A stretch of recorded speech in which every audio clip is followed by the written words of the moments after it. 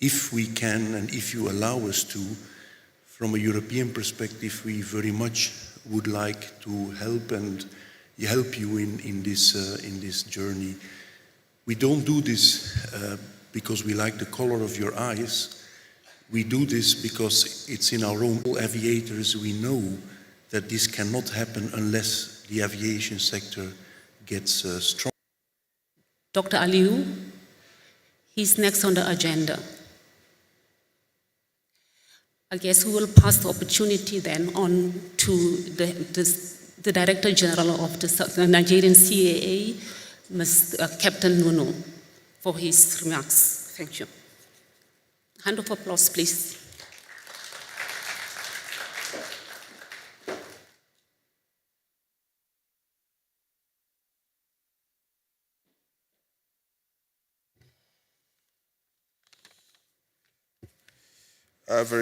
Very good morning, everybody.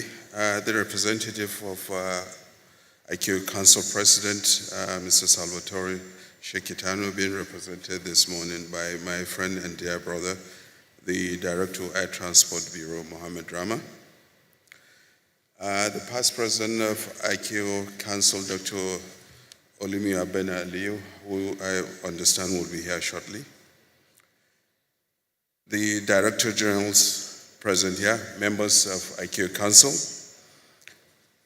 the former Secretary General of AFCAC, Yabo Shoshina, current Secretary General of AFCAC, Adefunke Ademi, representatives of the Commissioner for Infrastructure and Energy. We have several regional bodies here, EU, being led by my good friend, Mr. Peter Bombay, Mr. Camille of IATA, Head of Regional Bodies here, international organizations, distinguished industry stakeholders, gentlemen of the press, good morning. It is my sincere honor to stand before you this morning to give these opening remarks. I'd like to express my warm greetings from the Honorable Minister of Aviation, Senator Hadi Sirika, who is ably represented by the Permanent Secretary, Federal Minister of Aviation, Mr. Emmanuel Meribole. The Honorable Minister Hadi Sirika is a great supporter of single African air transport market. For information, he did a master's program recently and he did a thesis. His thesis was on single African air transport market. And currently, he's even writing a book on SAATM to show how much interest the minister has and how much support he has for the successful implementation of the single African air transport market. Nigeria being the largest country and having the largest economy in the continent of Africa has a critical role to play in the successful implementation of the single African air transport market, hence the great support this program enjoys from the policy and the regulatory sectors of the Nigerian government. I'm also delighted with the high number of personalities that have joined us here today. I see quite a few number of directors and support to witness the commencement of this pilot implementation project, PIP of SAATM. Your presence here demonstrates the importance of this initiative for the growth and development of air transport market through air connectivity. It is therefore reassuring that with this overwhelming participation of states, industry partners, and stakeholders, this pilot project will be a success. Slightly about a month during the YD celebration, a lot of us attended in Dakar. 16 states committed to implementing this SAATM. And I'm glad to see Nigeria was one of the countries that recently supports and committed to implementation of single African transport market. The presentation of SAATM roadmap by the African Civil Aviation Commission is quite commendable and born out of the desire to address the challenges of air travel within the region.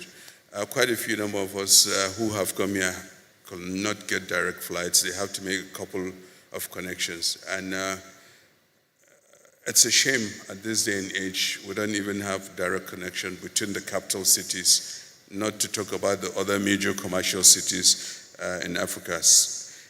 In some cases, we have to go through Europe to get to another African city that is 3 hours direct flight. We can imagine the amount of time wasted in man-hours and other things, you know. So that's one of the reasons the single African air transport market must succeed. And it's a key component of the AU Agenda 2063. Without it, the African Continental Free Trade Area will never ever succeed.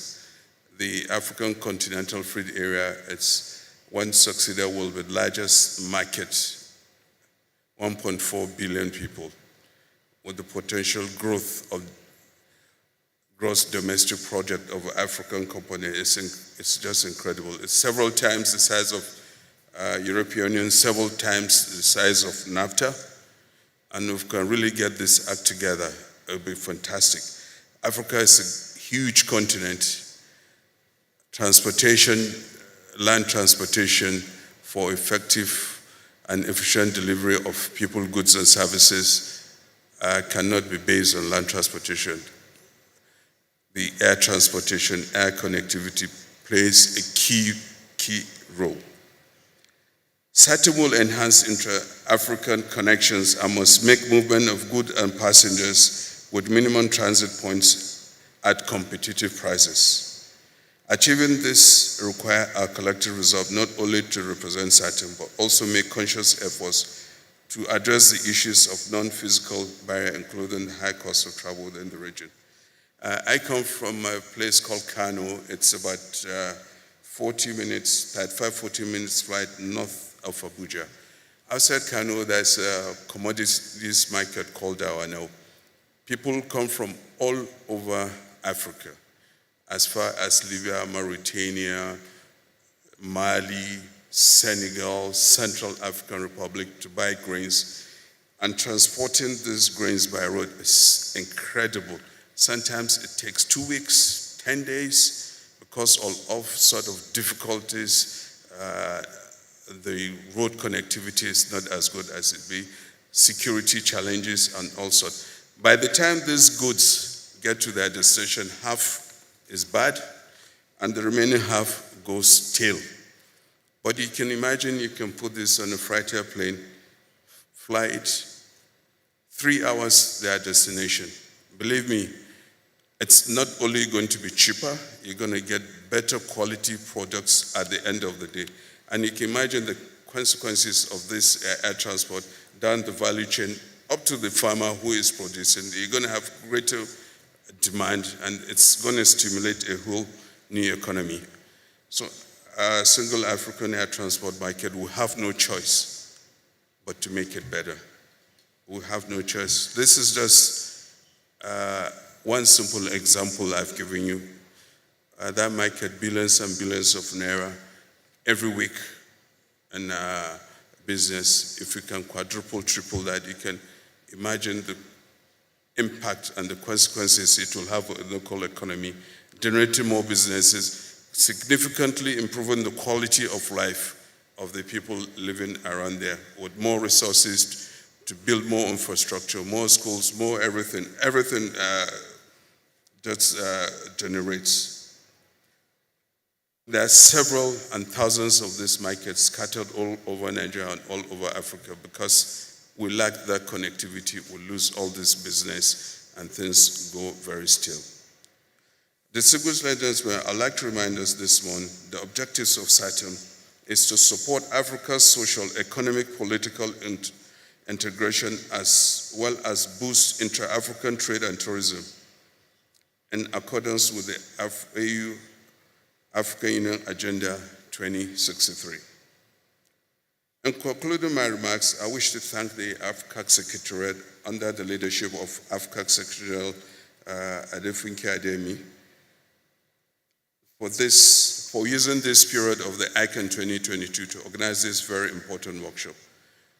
The impressive participation, although I was expecting a little bit more, but at least we need to start, even if it's just 5 countries, 10 countries. Even if it's just 5 countries, we start. If it's successful and other countries see it, they're going to join automatically. So it's important. We have I see quite a few number of countries. This participation we have here today is an indication of our collective commitment for the SAATM pilot implementation project. I'm certain the outcomes of this workshop will bring a new dawn to the growth and development of air transport in Africa. On the part of Nigeria, from the Ministry of Aviation, who are the policy makers, and the Nigerian Civil Aviation Authority, which are the regulators, we fully support the implementation of SAATM. Thank you very much for your attention and listening.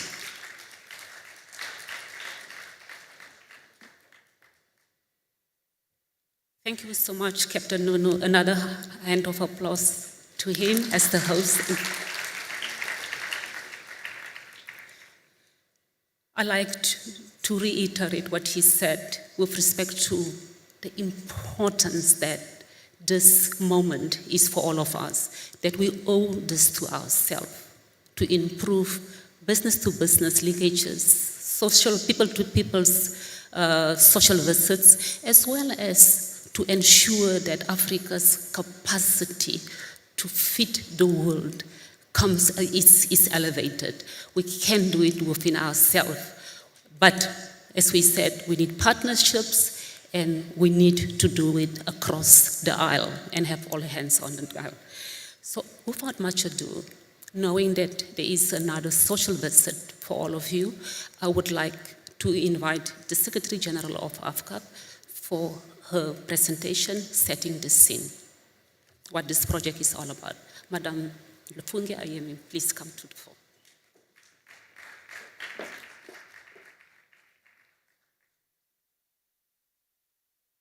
Thank you very much, Angeline. You know, whenever I hear them call me Madam, I always look back and think, who are they talking about?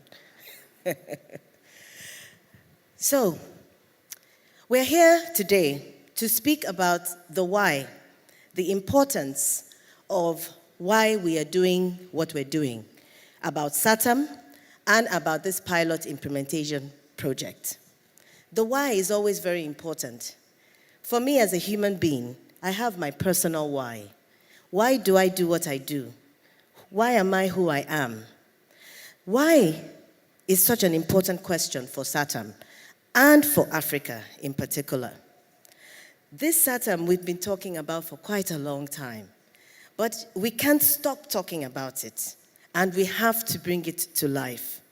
So the why I have for you today, not just why SAATM, but also why are we doing this for Africa? Because of what you heard from the Director General of the Civil Aviation and also from our brother, the Director of Air Transport at ICAO, we don't have an alternative to air transport in Africa currently. You want to build a road, it takes 10 years, 15 years, 20 years, 30 years to build X number of kilometers of road. But a runway of 3 kilometers that can take us from here now to anywhere in the world is just 3 kilometers. We don't, as a continent, focus our infrastructure and in terms of spending on aviation. And I have some proof of that. The United Nations Economic Commission has just done a study that shows that in the next 20 years, governments are going to spend $350 billion on trucks to move goods on the road network that does not connect Cape Town to Cairo or Dakar to Nairobi. But they're going to spend $350 billion in the next 20 years. Guess how much has been earmarked for aviation? $25 billion in the next 20 years. It's not that much money. But the focus needs to be on aviation's transformative role, which is why, because of this, what we've talked about already, all these demographics, it is really important for the SAATM to come to life. If we go to the next slide, it's important for us to have it. We talked about the journey of getting here. The journey of SAATM, we've talked about it also. Very quickly, we'll just remind you of key dates. Yamoussoukro Declaration, 1988. Yamoussoukro Decision, 1999. Yamoussoukro decision comes into force 2000. Yamoussoukro becomes binding on states 2002. Yamoussoukro becomes the binding instrument in 2002. And then AFCAC becomes designated agency of Yamoussoukro implementation in 2007. Between 2007 and 2015, a lot of work was being done to stabilize AFCAC and to get it ready to play its role. Then what happens? In the next slide, the AU then decides to transform and come up with key projects that African heads of state believe are important for the transformation of Africa. There are 14 of them. The first 3 relate to Africa's integration and connectivity. The first being the single African air transport market, the second being the African Continental Free Trade Area, and the third being the Free Movement Protocol for People and Goods. These 3 are instructive because they speak to the connectivity for regional integration. That is why it's so important for us to really implement the SAATM. Now, the aim of SAATM is just a pathway towards achieving YD. And what is YD really about? Market liberalization on the basis of first to fifth freedom. That is what we're talking about here. And the reason why fifth freedom is so important is that that is what truly brings about market liberalization, as I mentioned yesterday. Many of us have seen this. We know the benefits already. But it's very important to say, and let me give an example. There was a time, I see the DG of Ghana, there was a time when between Nigeria and Ghana, the 2 national airlines became moribund. They were no longer in existence. And private carriers came up, what we call flag carriers. At one point, Nigeria had 5 carriers who were operating 10 flights a day into Accra and between Accra and Lagos. It was on the basis of the air service agreement that was signed between the 2 countries. Those carriers were carrying from Ghana even beyond to other countries in West Africa. Do you know what happened?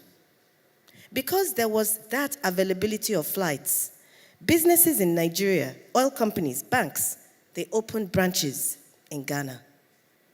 People were able to go from one day, from one flight in the morning for big meetings and business in Ghana and come back the same day.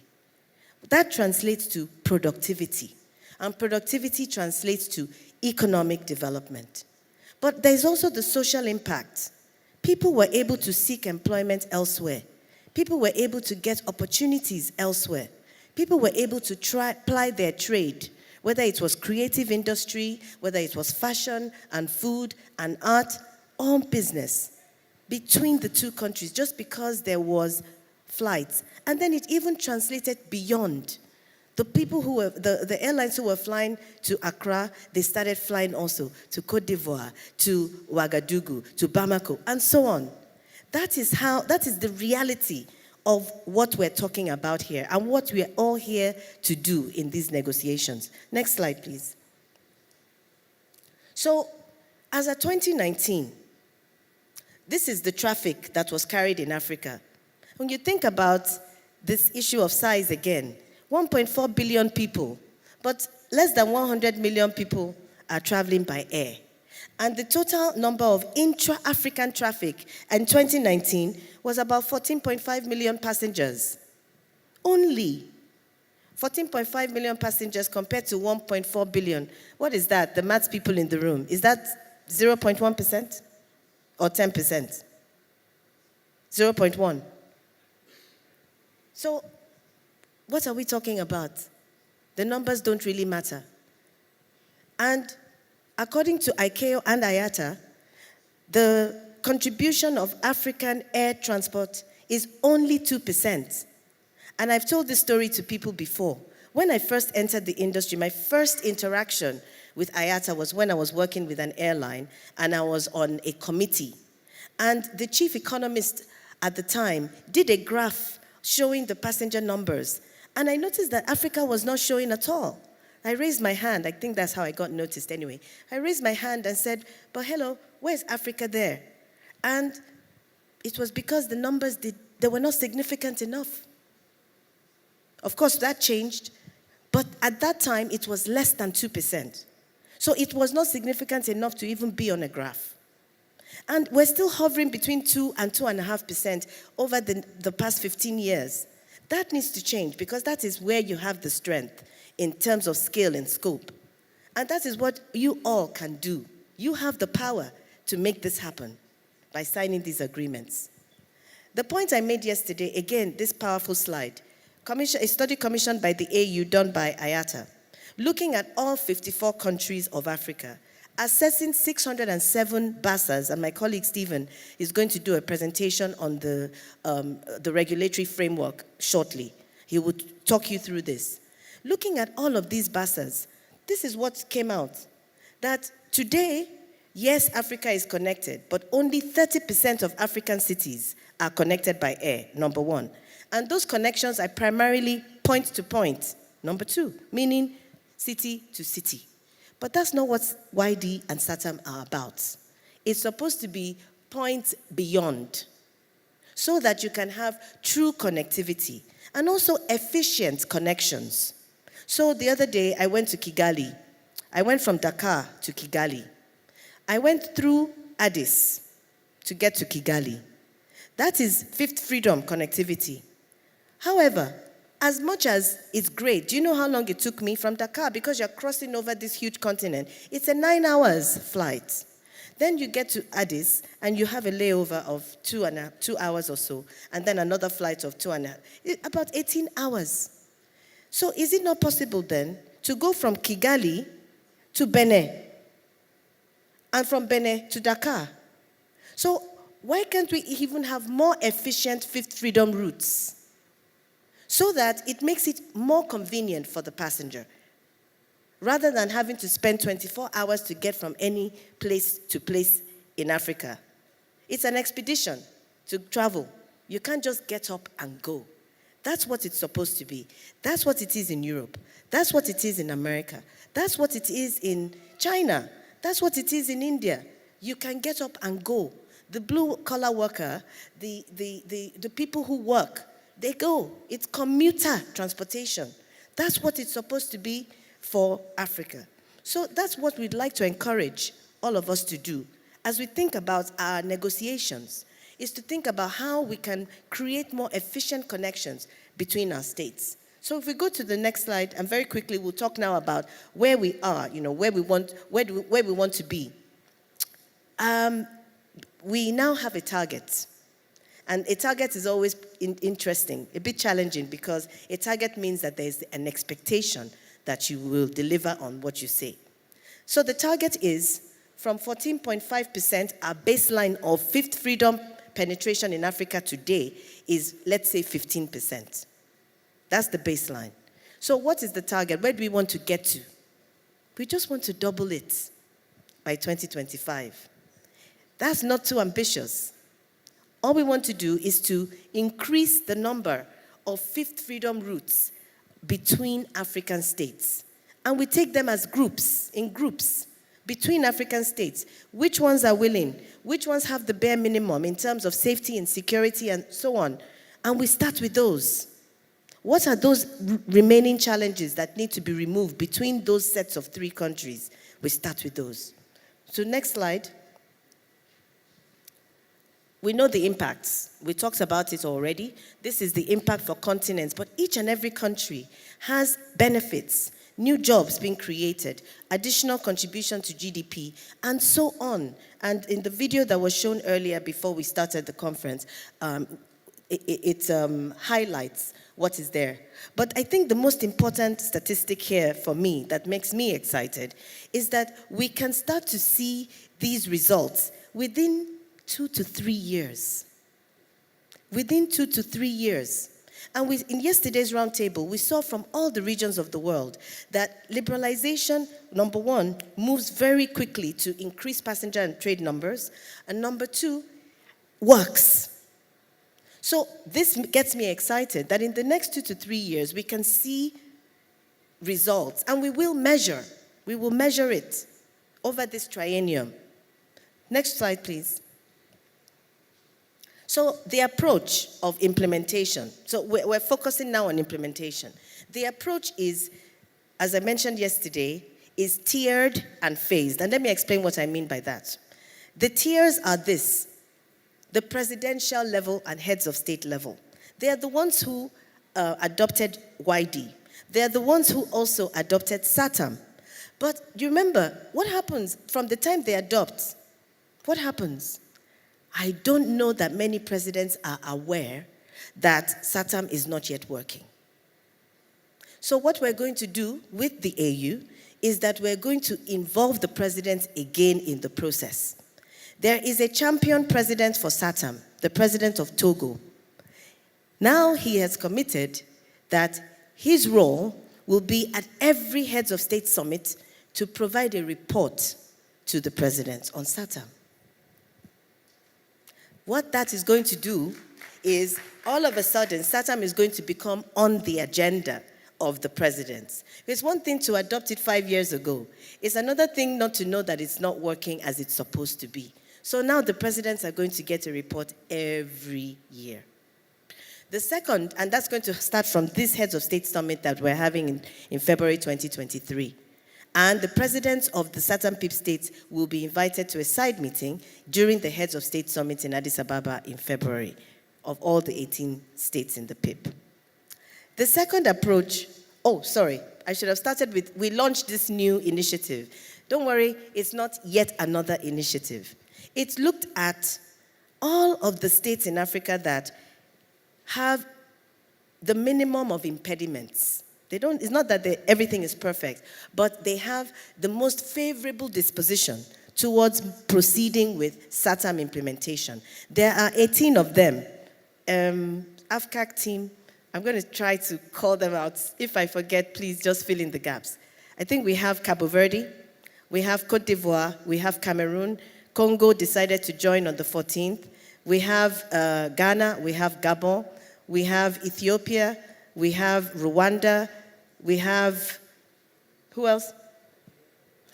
Niger joined also on the 18th. Nigeria, of course, thank you. We have South Africa, we have Togo, we have Zambia, we have Gambia now. There's a number of these countries. So what do they have in common? These countries, we've looked at them. On safety, most of them are already at the level of effective implementation, and they have IOSA airlines. Most of them, not all. Some of them are there for strategic reasons, for connectivity across the continent.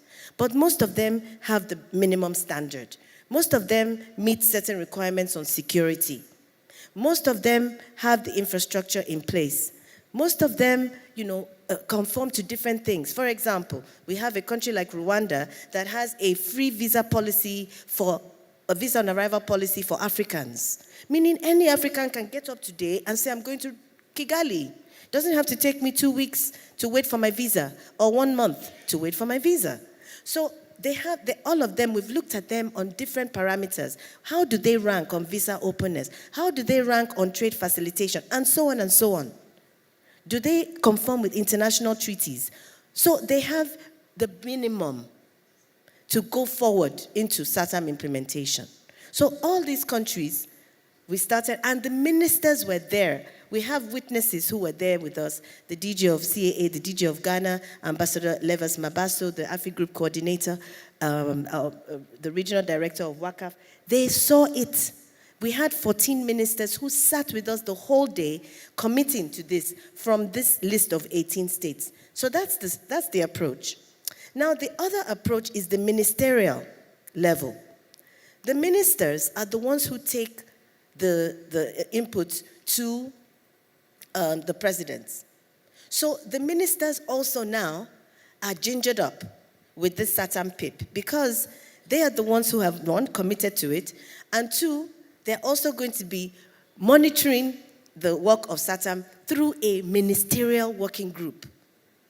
So at all the tiers, Then we come down to the operational level, which is where we have been talking about implementation of YD all along. We've been talking to ourselves. That's why there hasn't been that much of a significant change.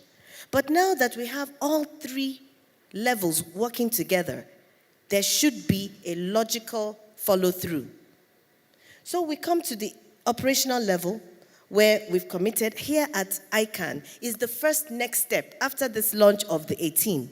The next step is, let us see you African states committing by signing the air service agreement. We have a template, a model template for you, looking at different BASAs and looking at the best that have the critical YD provisions.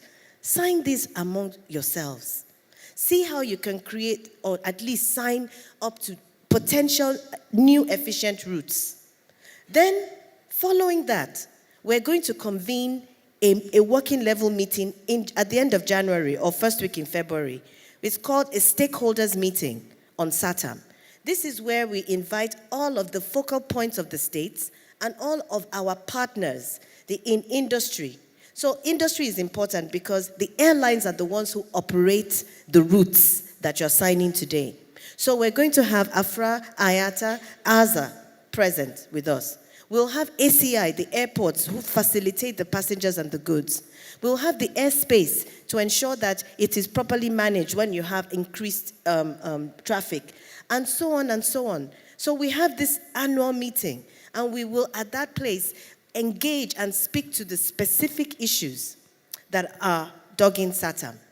In the first quarter of 2023, we're going to then convene a meeting of all of the states in the PIP, all of the states, and we bring them together to have an engagement to discuss and see how things are going and how we can support.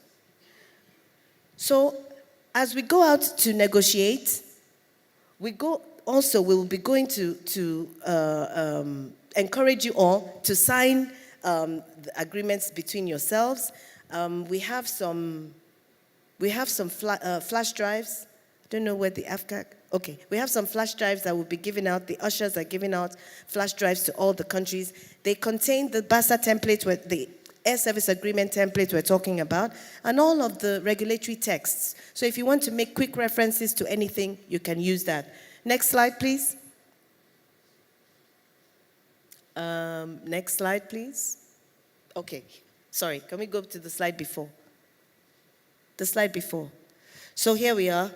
This is what I've talked you through. These are the steps. And under each of these steps, there are other steps. So there's stuff that needs to be done, and a lot of work is going on in the background. When we have these events, we just come to give you a summary of the work we're doing. So under each of the steps, we have a lot going on. After we did the launch on the 14th, the next week, we had a regulatory workshop to look at the text of the YD itself, the dispute settlement resolution, the competition rule, the consumer protection rule. We had over 100 participants from states, and there was engagement on the knotty issues, things like reciprocity, things like level playing field, fair competition. These were the discussions that were happening in this workshop for 1 week. All the states were locked together in a room, talking them through and coming to agreement. So that has happened already last week. The next thing that's happening now is here, where we urge our states to align their BASAs with this document that we have prepared and validated with you. And for the 18 SAATM PIP states, and in particular, to sign amongst themselves, and also to report back to AFCAC so we can monitor and see what we're doing on this issue. Then the next is key performance indicators. We have under the ministerial working group an initiative where we're looking at the key performance indicators under YD state by state. And we've already started this under the SAATM PIP. And then, of course, recognition of all eligible airlines. 14 states so far have designated their airlines to AFCAC, meaning they've sent the airlines that they designate as eligible African airlines. We need more of that. There are 35 in the SAATM world, and there are 18 in the PIP. Let's make sure that we send through our airlines to AFCAC, so at least we have that on record. And as we go on our missions, state by state, we can engage constructively with those airlines. And my colleague will speak to that in the next presentation. So, of course, the regulatory framework as well is important. So we have the regulatory text and so on, and the African Civil Aviation policy for any state that doesn't have its own regulations, and also guidelines on how to negotiate with third countries. These are all available to our African states. These are all available for you to use and to work with each other, and so on. Next slide. Now, we have something that we're using also called a traffic light system.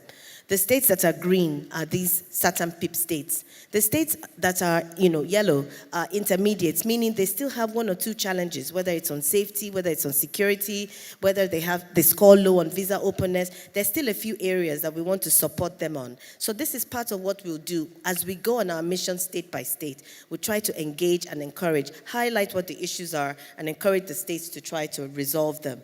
Safety and security will remain a priority. Infrastructure is important. Visa openness and trade facilitation are really critical for SAATM. And of course, the use of technology and tools as necessary. Next slide. So the airlines themselves as well, those are the people who operate the routes, whether it is passenger and or cargo. And we need to ensure that we also promote partnerships. Yesterday, as I was mentioning, the winner-takes-all mentality does not work in aviation. Aviation is an industry that is built on the foundation of cooperation. If for any flight to take off, the complex web of coordination and cooperation that happens across all of the ecosystem is so important. That is how aviation is built. Then for one airline to say, okay, I'm going to do it by myself, I'm going to stand alone. You're not entering into interlining or code sharing or any other commercial agreements with others. How?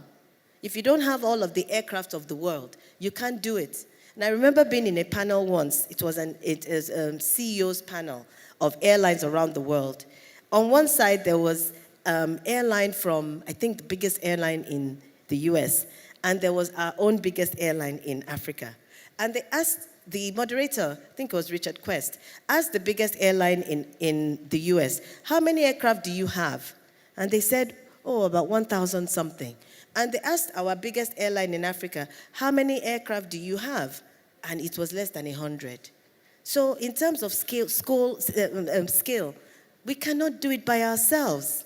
And if you're trying to win, 50% of zero, it's still zero. So we've got to cooperate. And the airlines is a message we speak to them. The airlines need to cooperate. There are airlines here, and we're going to hear from one of our airlines in this workshop, Airlink, about some of the challenges that they're facing trying to expand out of the southern African region across Africa. And we're really looking forward to that. We're really excited to hear from them. But also to see how we can work this out. So as we're talking also in terms of how to sign agreements, this is something else that our states can do. Rather than saying no, rather than saying, protect me, protect me, protect me, and my 2 or 3 aircraft, how about doing it a different way? How about when you go to the negotiations, the states go with their airlines? And the states talk to their counterparts and say, sure, we will open up to you on fifth freedom rights, but cooperate with our airline. Code share at the minimum. That way, everybody wins. Instead of saying no, we're winning together. So we can reduce the protectionism. We know that that is one of the biggest issues. And that protectionism is what leads to the fragmentation we talked about yesterday. So instead of doing that, instead of saying the no, I used to work for an airline. I know what the challenges are. But there are ways that we can work around it. Cooperation and collaboration are fundamental to SAATM moving forward and to us being able to achieve what we need to do. technical spares pools, commercial, different kinds of cooperation, not just on the commercial side, also on the operational side. Nobody can do it alone, especially not in aviation. So, one of the other things we've done is on trade. We've done an analysis recently across the SAATM PIP states. Which goods are each state importing and which goods are they exporting? Did you know what we found? There are quite a number of these states that are importing goods that Africans from outside of Africa, that other African states have, meaning that those states are exporting. So we're doing a goods mapping and a simulation between the 18 states. And a number of those goods are goods that are carried by air. We have perishables, we have the flowers. If you think about I don't know if anybody who knows about the Nigerian wedding industry. It's huge. Flowers from South Africa, from Zimbabwe, yet they're getting the flower from Kenya, yet they're going all over the world looking for flowers. Meanwhile, the flowers from Kenya, they land in somebody's table in Chile within 18 hours of being cut in the farm. That is the power of aviation for us. So we can do it. Medicine, blood, medicaments. In Botswana, they're doing them. Yet we're going everywhere looking for what we can have right here. So when we do these things, we see between the countries, how can we also facilitate trade? So this is the work that is going on right now. And this is the why we need to do it. Now, we've also done something. Another thing we found out, in aviation, we say this a lot. We talk to ourselves. The states talk to the states. The airlines talk to the airlines.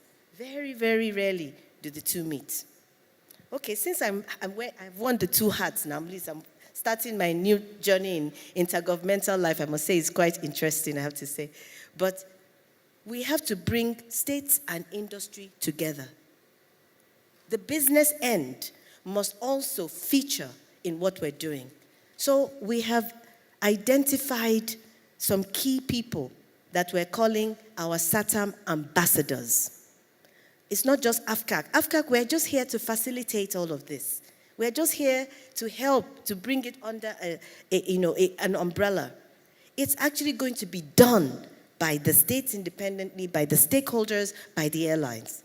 So we're facilitating and trying to amplify the message. People from industry.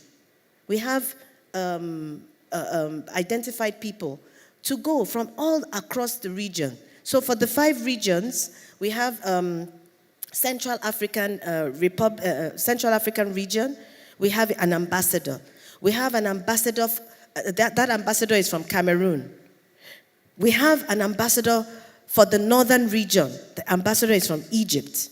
We have an ambassador from the southern region. The ambassador is from Zimbabwe. We have an ambassador from the western region, from Nigeria. We have an ambassador from the eastern region, from Kenya. All of these people are people who have either worked in both government and industry and or are in industry now, and they're going out to go and speak on an operational business level to all the relevant stakeholders in the region. So 1, they will help to amplify the messages, and 2, they also help to get a lot of the challenges out of the way. So we continue. We do our roadshow. From 2023, it's going to be a busy year for us. We're going to be going state by state and going to engage with all of the states in the PIP on how we can move this forward. Now, there's some key impediments that I mentioned yesterday. Now, we'll be wrapping up soon. Key impediments. This issue of the non-physical barriers, the man-made barriers, as we call them. So we hear a lot, and I know Airlink is here. I want to use the example of South Africa. South Africa have told us as AFCAC, we have a fixed price for a fixed rate for foreign operating permits. It's 1,000 rand. But we want to apply to another country, and they are charging us $10,000. Already from the beginning, we are it's already not a level playing field, and it's not reciprocal. So for me, my airline, your airline to come to my country, all they have to pay is 1,000 rand. But for my airline to go to yours, they have to pay $10,000. So that's already a problem right there. These are some of the issues that we're trying to address when we talk about harmonization. And we try to do them, maybe not state by state, but region by region, and see what we can do, for particularly those states that are willing. Approvals, you apply. It takes 1 year. We've heard this. Airlines have written to us in AFCAC. They've said we've applied to X country and it's taking a year. We've not heard back on the application. Why? These are some of the issues that slow down the SAATM process. So we also have this issue of inspection costs. Everybody wants to go and do the inspections. No problem. But then they're high. The inspection costs are high. And so on and so on. The taxes and fees, that's a whole different topic for another workshop. I don't know if many of us know. I'm sure we do, because we see our tickets every day. The cost of African airfare is 45% higher than any other region of the world, mainly due to taxes, charges, levies, and fees. Now, you know, one of the problems is that we are a victim of the success of aviation. Aviation as an industry is organized. And so it's easy to put a tax on a ticket. The problem with that tax, and I remember when the African Union was going to put a $10 tax on every ticket for every flight going in and out of Africa, we, the whole industry, AFCAC at the time, Ms. Yoshino was the Secretary General, everybody was up in arms because we said, this is going to create a problem. We are going to further depress the traffic in Africa that's already low. Because what governments think is, it's just $10. What will be the difference? Okay, so add that $10 tax, add it to fuel, add it to tourism. Imagine putting a tax on tourism and you want to attract tourists. These are the things that depress African aviation the more. So this is an issue that we need to address and engage as we go state by state. And then the facilitation, the ability to go through customs, goods. How many free trade zones are we using? How many are we working on? So these are some of the challenges. And we have to address them state by state. Next slide, please. Okay, so here we are. These are the 19 ready states for the SAATM PIP. We mentioned them already, but that's them on the list.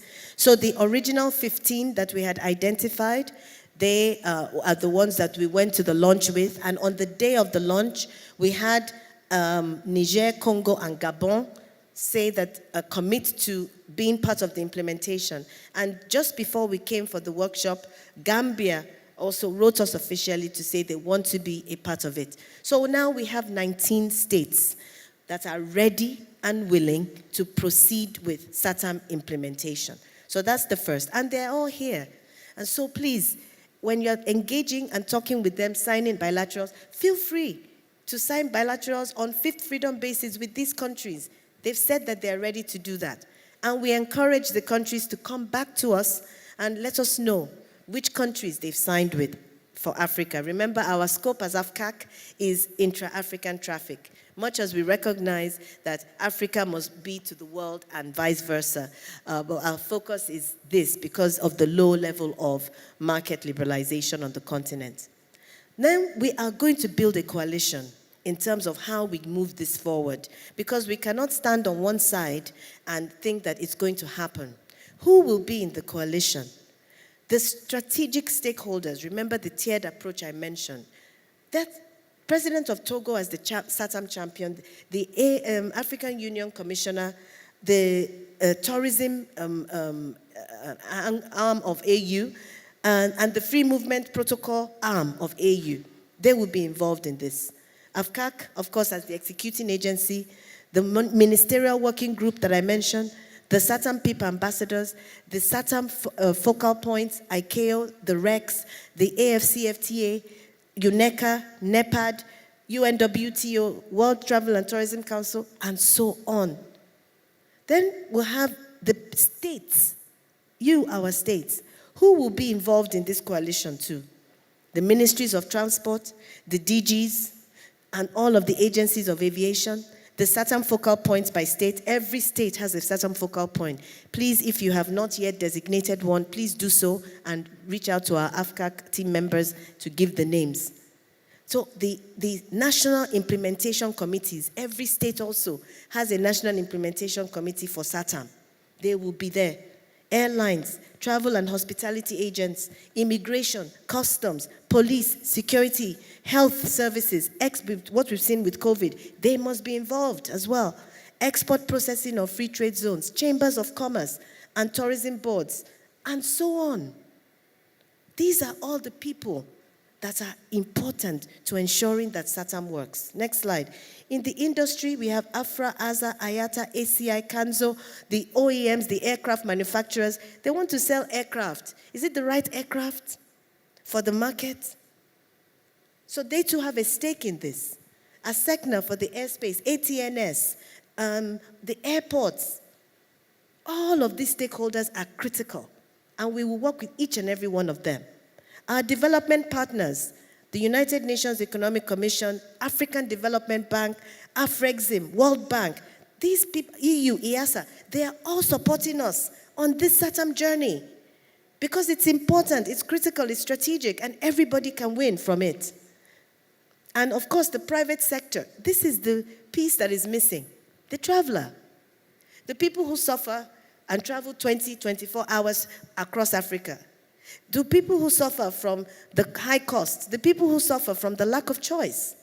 We have to find a way of bringing them in so that they can also be a powerful group with the states.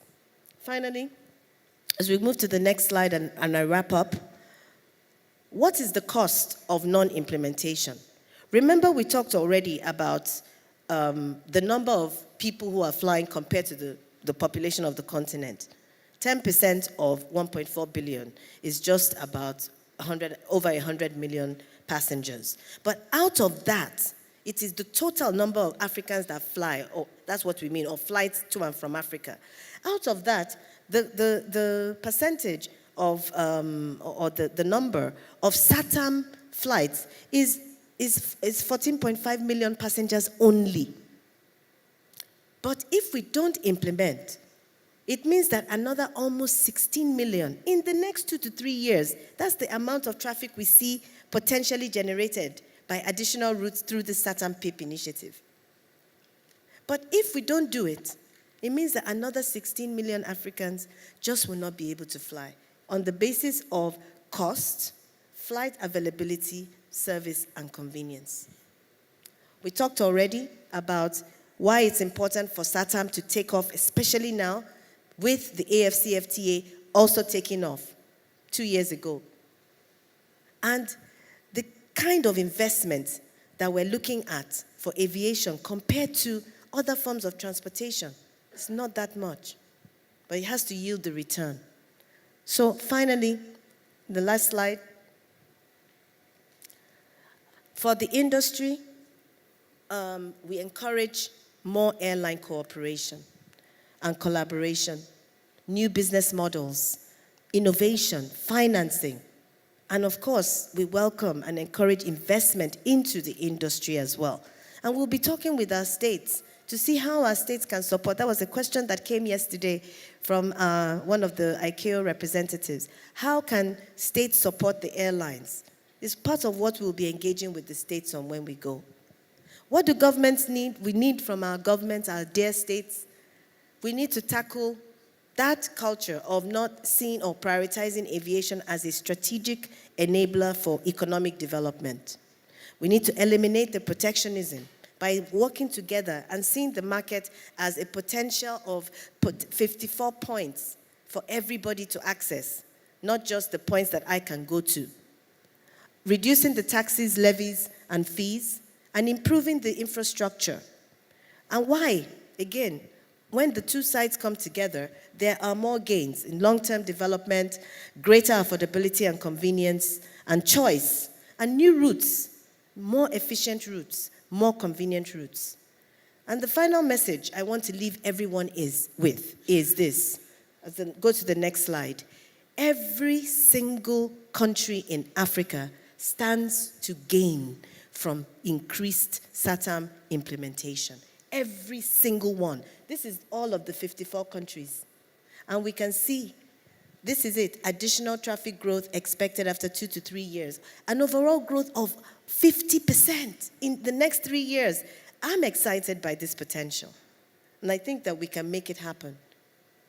And the growth forecasts for the highest forecasts are for Central African Republic, Angola, Guinea-Bissau, and Algeria. Can anyone tell me why? Because these are the countries that have the least connectivity today. So, of course, even one additional flight or route will really increase their prospects. Okay, next slide. I think we're at the end. Okay, and also the social benefits. This will help our Africans. It will help in terms of the high standard of living. Under the UN SDGs, it supports Africa's economic and social development. So, ladies and gentlemen, what we're doing and why we're doing all of this is so that, as we see in the next slide, Africa can also be lit up. Can we show the next slide? Well, remember I mentioned yesterday that during COVID, there was hardly any flying over Africa. This is not that picture, but this is the picture as at today. And you can see where we have dense traffic. These are the regions where deregulation has happened. These are the regions where market liberalization has happened. And we can see where how Africa is still looking. Only a few points. We no longer want to be the dark continent. We need to bring the light, and that light can come through enhancing liberalization. Thank you very much.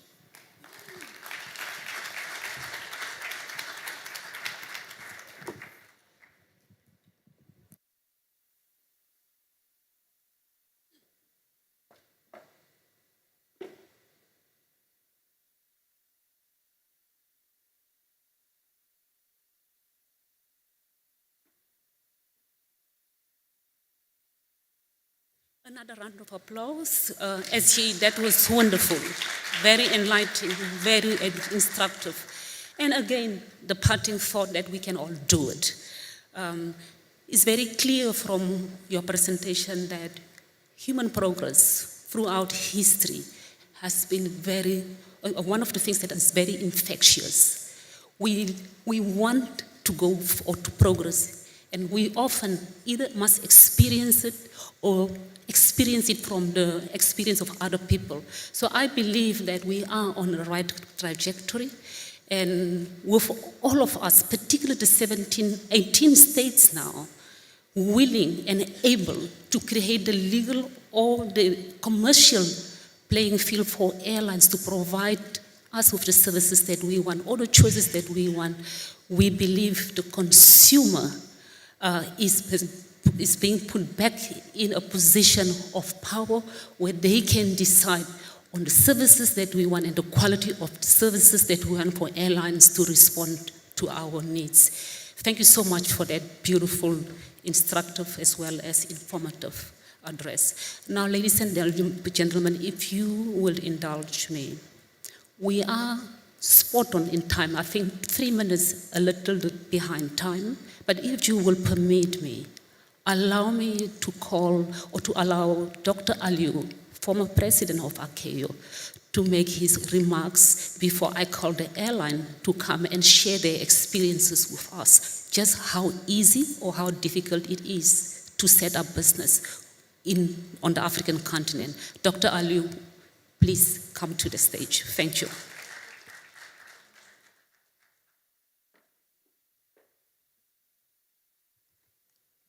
Thank you very much.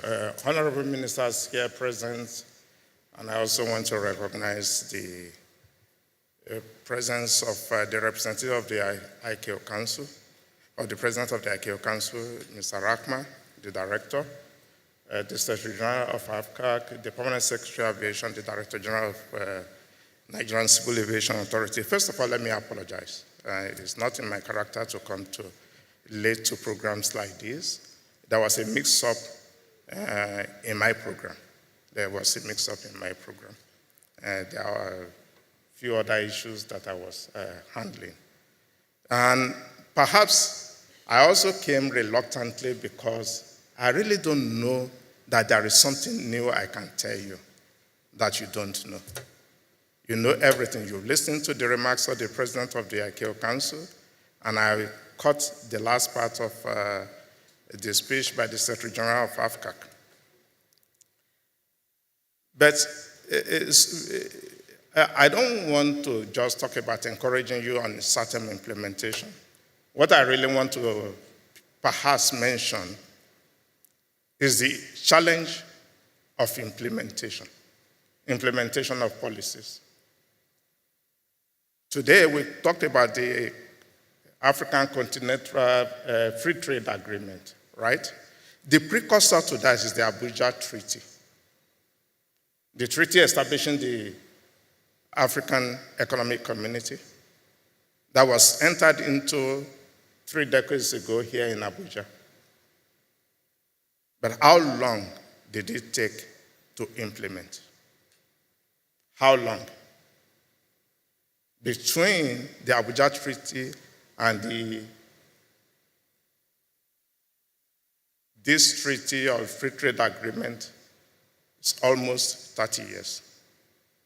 The precursor to Yamoussoukro decision is the Yamoussoukro Declaration, where governments felt they needed to bring their airlines because the airlines were owned by governments, and they could provide the enabling environment for the airlines to cooperate, for commonality to buy spares together, order the same type of aircraft, cooperate on training, and on general. How long did it take to implement? Suddenly, we realized then that governments, the airlines don't want to be pushed by government to cooperate. They said, just create the enabling environment. And in that regard, the Yamoussoukro decision was concluded in 1999. If I look through this all to now, I don't recall seeing anybody here that was part of Yamoussoukro Declaration. I see just one person that was part of Yamoussoukro decision, that participated actively. All the negotiators, and I can mention many names, and you will not know these names. People like Kumare, like Savannah, like Edouard Lombolo, all these people, Kwashe from Ghana, Oshobukola from Nigeria, Mamse Jallo from Ghana, they're not here. Gambia, they're not here. And times more. Let me take this opportunity to pay credit and honor to one person, and that's Ms. Shoshina. As Secretary General of AFCAC, she fought hard to ensure that we have SAATM implementation, along with the Commissioner of Infrastructure and Energy of Africa, as a way to get exactly what you are saying, Ms. Adeyemi, the club of the ready and willing. Ms. Shoshina, please stand up for the record. Please. It's important that we do not say thank you to people only after they are gone. We have to remember. Why? Because that history is important. As management changes are being made, you have to understand what you are dealing with and where you're coming from. If you don't know where you're coming from, you really don't know where you're going. It's very difficult. The challenge of policy implementation is that if you have any policy that you do not implement within 2 years, the policy becomes stale. And it is increasingly more challenging to implement that policy as the years go by. So Yamoussoukro decision was not implemented. We now have SAATM. 5 years has passed. And we're still talking about 19 countries for implementation. Come on. We are part of a global body. Whether at the national level or at the regional level, we're part of the global system in ICAO. ICAO doesn't do business that way. Rahman will tell you. Before a policy is passed, everybody is in unison that the time is right. And once it's implemented, everybody, all the industry, everybody, hands on deck, implementation is done within 1 year. That is the story. That is what we need to follow in Africa. Policy implementation. Don't delay. If you delay, the environment will change, and the assumptions you made for the policy in the first place would have changed. There will be new opportunities, there will be new threats that do not align with your assumptions. So any policy that you conclude that you do not start implementation within 2 years is stale. It is ready for a review. Now, every policy should be reviewed. Policies are supposed to be reviewed every 17 years. So if you do not start the implementation, and it takes you 5, 6, 7 years, it is ready for a review for something you have not implemented in the first place. And it's all like starting over again. You are not building on lessons learned. You are not building on lessons learned. In the case of SAATM implementation, when I listened to the presentation by our sister Funke, I feel now we can implement. Because this lady, she's a dynamo. You cannot say no to her. You attach a lamp to her and it will light. You don't need electricity. The place will be bright. So, ladies and gentlemen, let's start implementing our policies timely and make certain an example. 5 years is past. You have a window of another 2 years. You don't do it, it's ready for a review. And you have to start again. And there will not be people who knows this history of SAATM to tell the coming generations of leaders why they concluded this agreement. There are so many. Africa is littered with such policies, including the African Civil Aviation Policy that we thought would harmonize implementation in Africa. And still, it was on the shelf, and Africa was trying to review it 10 years after without implementation. May God help us. Thank you very much.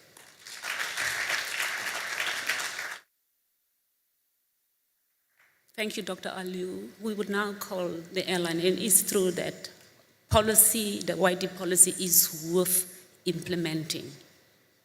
It's worth implementing. Thank you. Link, you may come to the stage.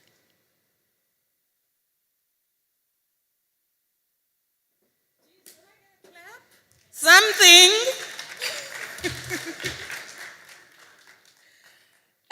Thank you very much, AFCAC, for the invitation.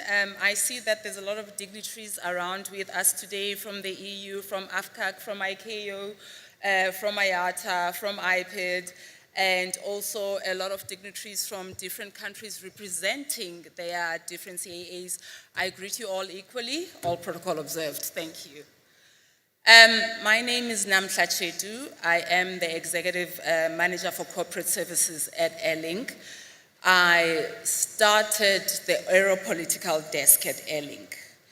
I've got about 18 slides to show you today. And this is about the third time I'm doing this presentation. So there have been a couple of amendments.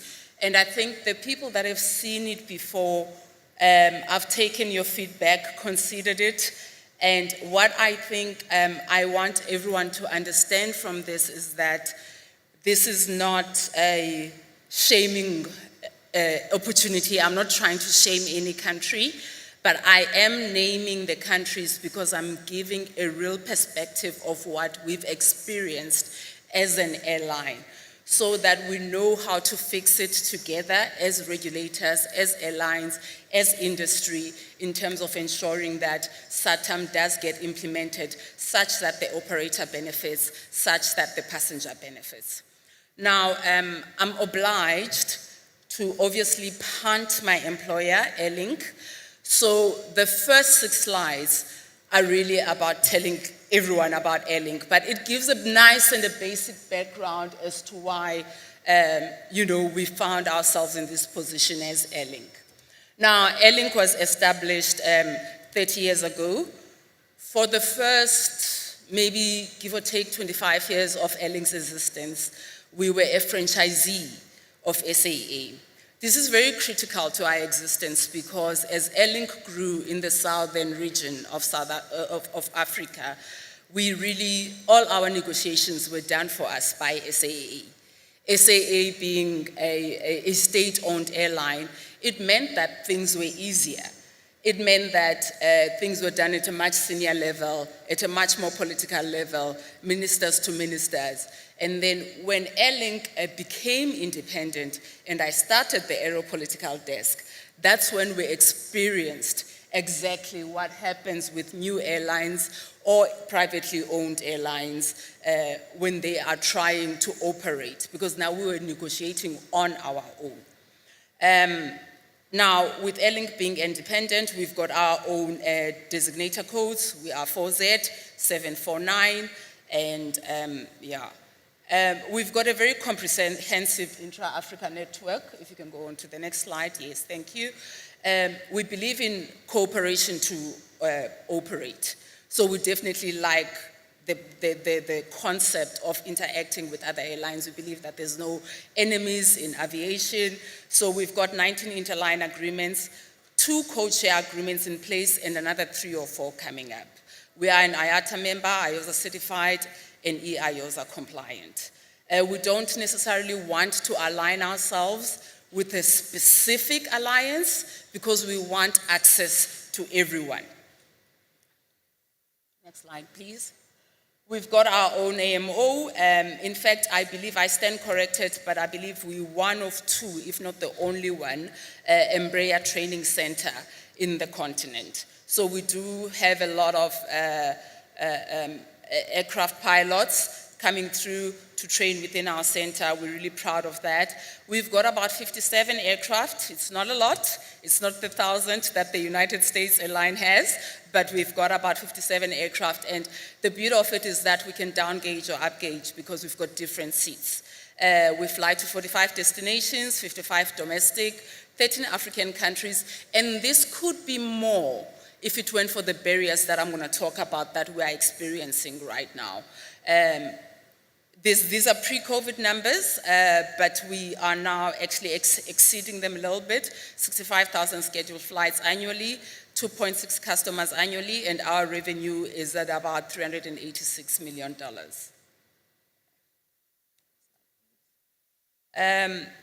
Outside of COVID, the COVID experience, we've had an uninterrupted profit history of about 18 years.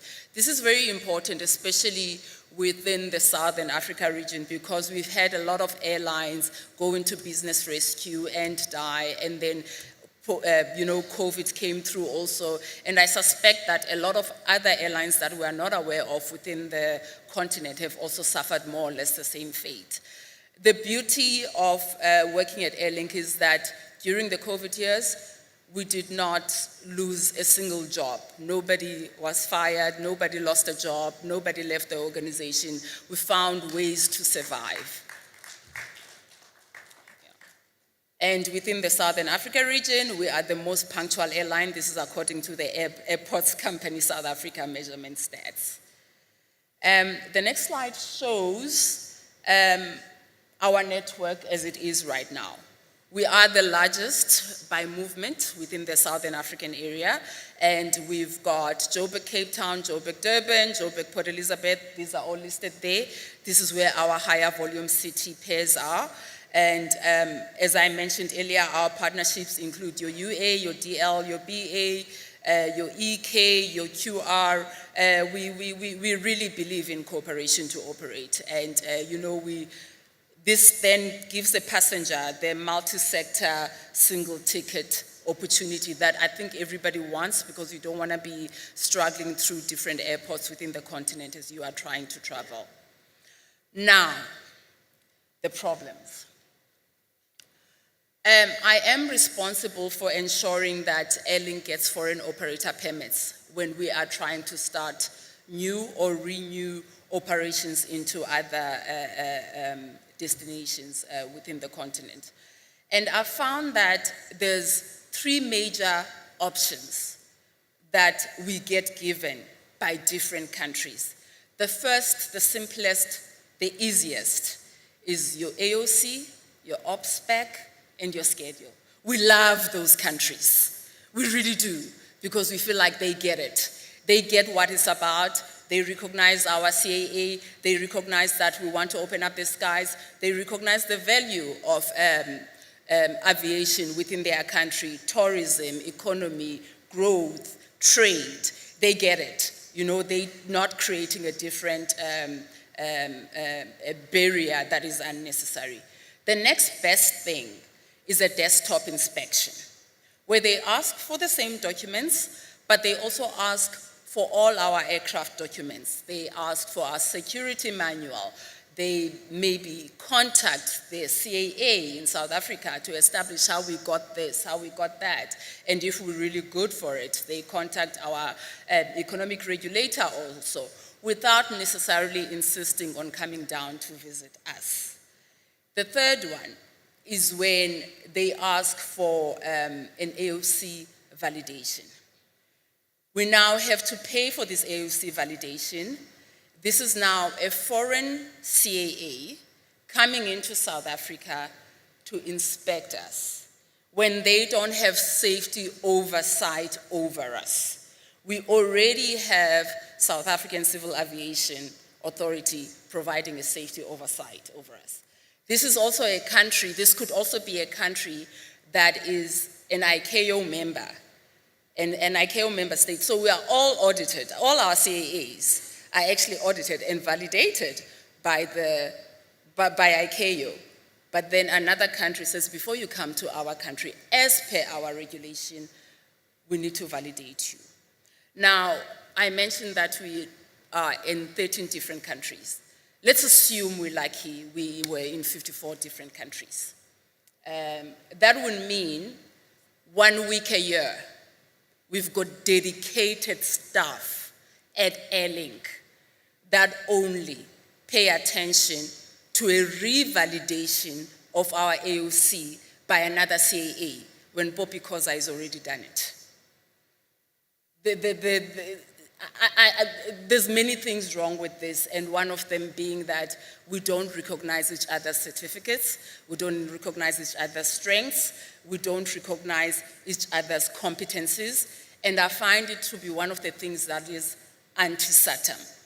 Because what it does is basically saying, yes, we've signed up for SAATM, but we're not going to do anything implementation-wise that makes life easier for operators and in turn makes life easier for passengers for us to move on to the next country. Now, this is the very sensitive part where countries are mentioned. Please note that this is just so that we move forward. The good. Eswatini, Lesotho, Mozambique, Namibia, Zambia, Zimbabwe. These countries don't ask us for this validation, and neither does Tanzania. I've highlighted in green the countries that are SAATM signatories. So we expect them not to actually request this, but it's good that they don't. And you'll note that Tanzania is not a SAATM signatory, but they get it. They get it. So to me, it tells me that one doesn't have to be a SAATM signatory to understand the impact of SAATM into the continent. That's what it tells me. They're not so good. This is cost related. I moved Benin down to the bendable. There's a reason for that, it's no longer there. Botswana doesn't ask for a validation.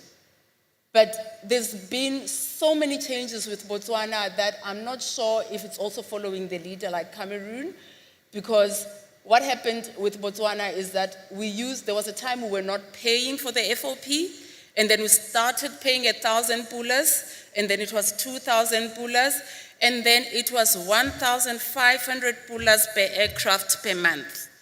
Remember, we've got just under 60 aircraft. So that meant almost 2 million pulas to be able to fly into Botswana. At some point, it stops being about Airlink. It starts being about, do you actually want people in your country? Do you want tourism in your country? Do you want trade in your country? Do you want travelers into your country that will, encourage jobs and economy and basically cultural interaction? And it doesn't end there. We now have a situation where we have to pay for the security at the airport in Botswana. My understanding is that there are responsibilities that the state has, regardless of, what state it is. And safety and security is a responsibility of a state. If I'm going to go into your country, if you're going to go into our country, even with all our reputation, it is the state's responsibility to make sure that you are safe. Therefore, I'm of the view that even when it comes to safety and security of our aircraft, of our passengers, it should be a given that it will be safe. It can't be that we as Airlink need to pay for it, because then it increases the cost of our passenger tickets. And then the sad thing about this is that your airline is your first line of defense when it comes to aviation. What this means is that if there's an issue and the passenger will only come to the airline, it's not going to go to the airport, it's not going to go to the CAA, it's not going to go to the navigation services. And you know this because you're not going to put up a kiosk to say that, okay, pay for your security charge there first before you board. You're going to make us do that. And IATA is going to tell us, but we don't actually have a code for this. How do we move forward?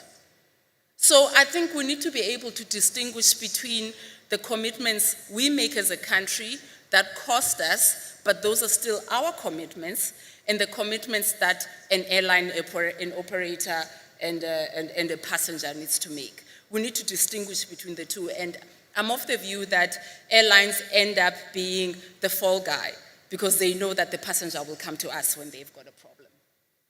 Cameroon.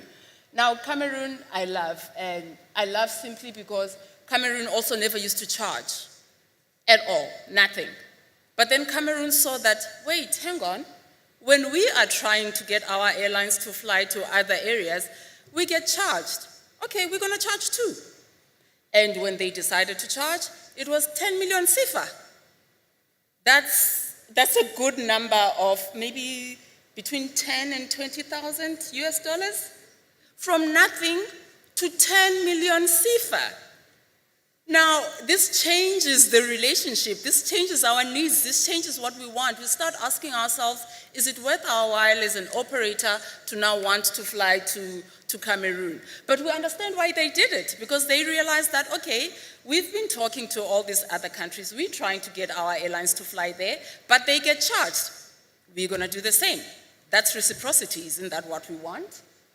And Rwanda, also a signatory. But our experience with Rwanda is that for a season, it's 10,000 US dollars for 4 frequencies in a week. Now, remember, Funke mentioned that South Africa charges 1,000 rands. So you can imagine, and the 1,000 rands is for a year.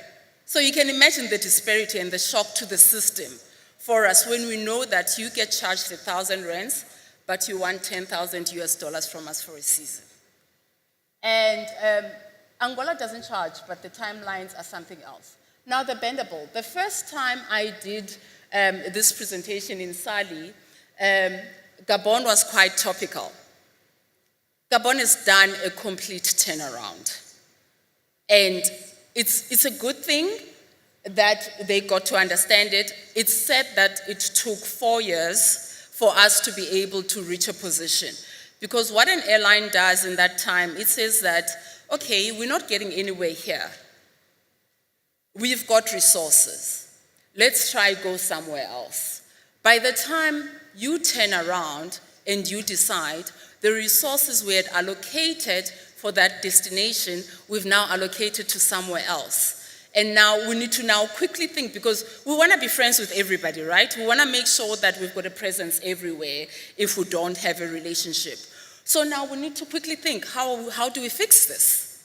And it creates a lot of unnecessary tension, simply because we took too long to get to a position that we know and we understand is good for SAATM.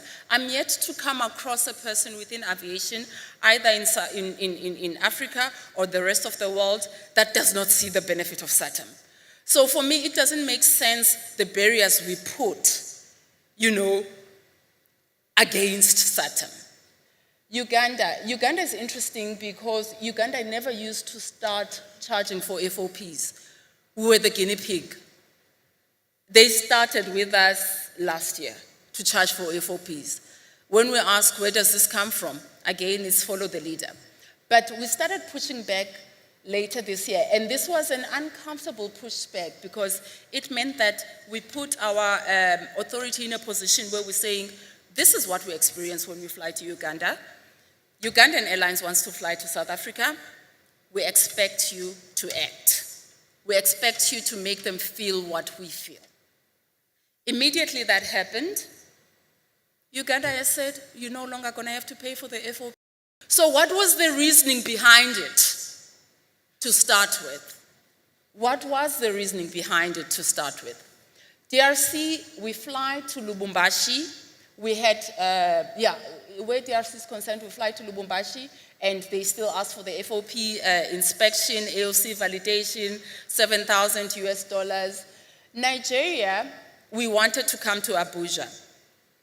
Nigeria was our first experience. It was a shock to the system. We ended up saying, no, maybe we really need to stay in Southern Africa. Maybe there's no value for us moving up. Maybe there's no value for us moving into Western Africa. We actually gave up. But then after a while, we realized that there is a trend. There's a common trend here, and we actually shouldn't have given up that easily. We should have tried to work towards it. But you can imagine, if this is just one airline, how many other airlines within the continent, or maybe from somewhere else, that say, you know what, it's not worth our while. We're not going to do it. Now, Madagascar used to be one of, let's go back. Madagascar used to be one of our best experiences because they're the ones that used to ask for just a schedule and an AOC and an off-spec. And then there was a matter of gold that happened that's got nothing to do with us, but then we get to suffer. But this, for me, I find it to be really an example of how, if it were a state-owned airline, this would make sense.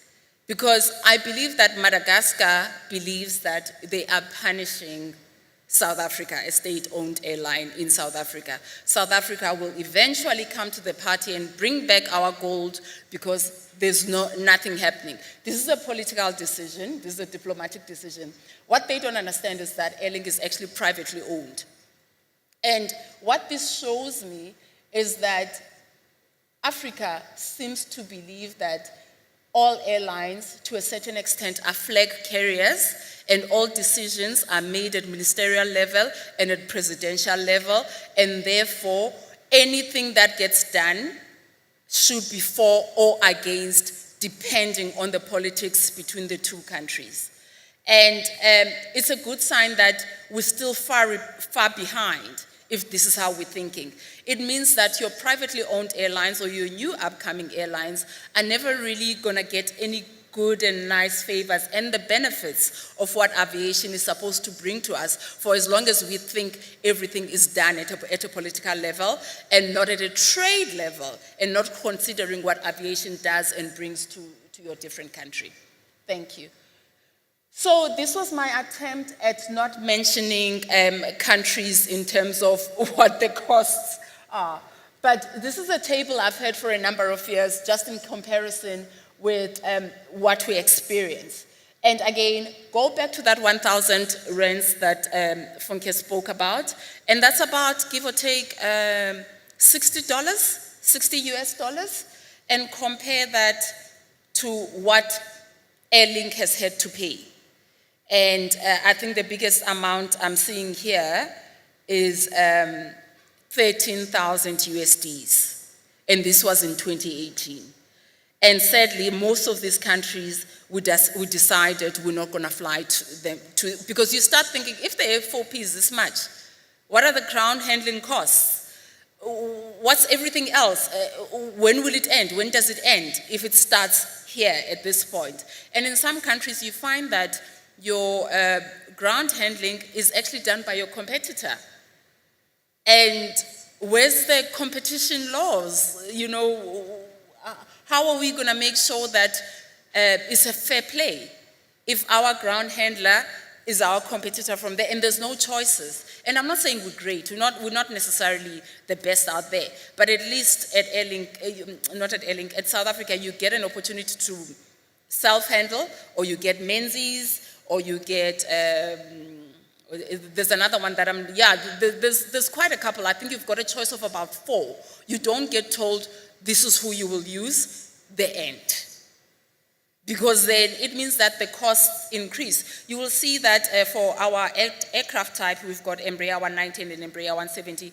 That time, a turnaround in South Africa was just under 2,000 rands. In a different country, the most expensive was 20,000 rands. What's the benefit for me? What's the benefit for my passenger? And what it means is that the cost increases, so it becomes more expensive for a passenger to fly on Airlink than on any other airline.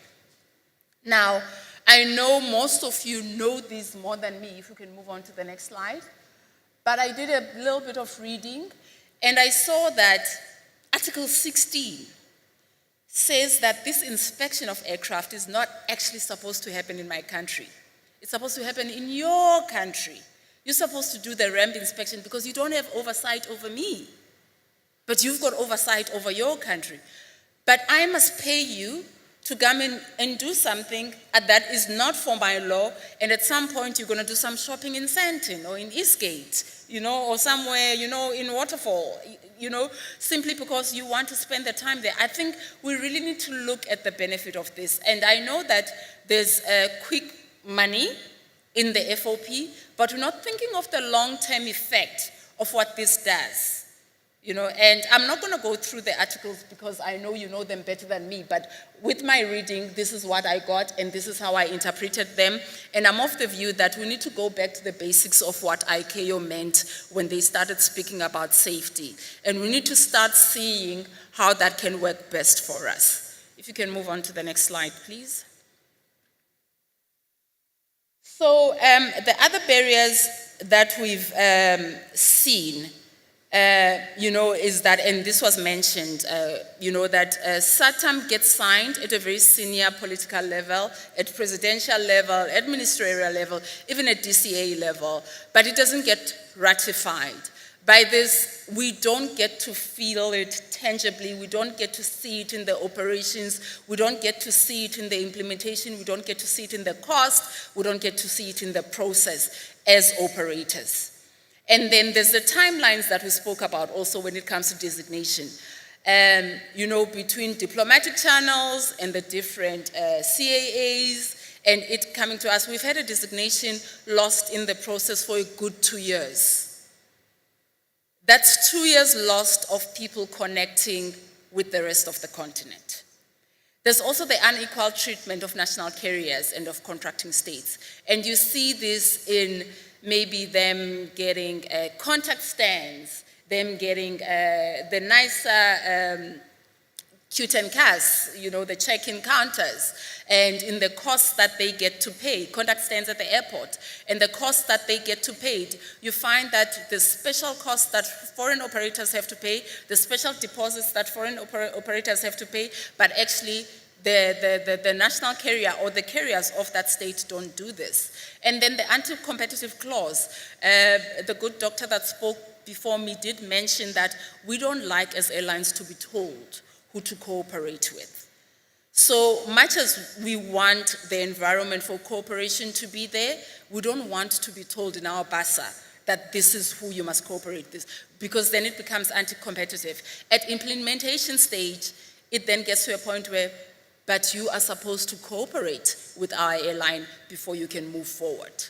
So, there's those kind of barriers. If you can please move on to the next one. And then the other barriers that we see is that we tend to interpret the BASA differently. And, you know, ICAO does mention that no country should be left behind. And I'm not sure if maybe it's because yesterday we spoke about how broken our English are as Africans. Maybe it's because of that within the BASAs. But we tend to interpret them differently such that there's unnecessary tension and this leads to a problem with the implementation. There's obviously the diplomatic, political, criminal elements that affect air operations that have nothing to do with us. We just want to carry people through. We just want people to have contact. We just want people to have connectivity. But there's other things that affect us.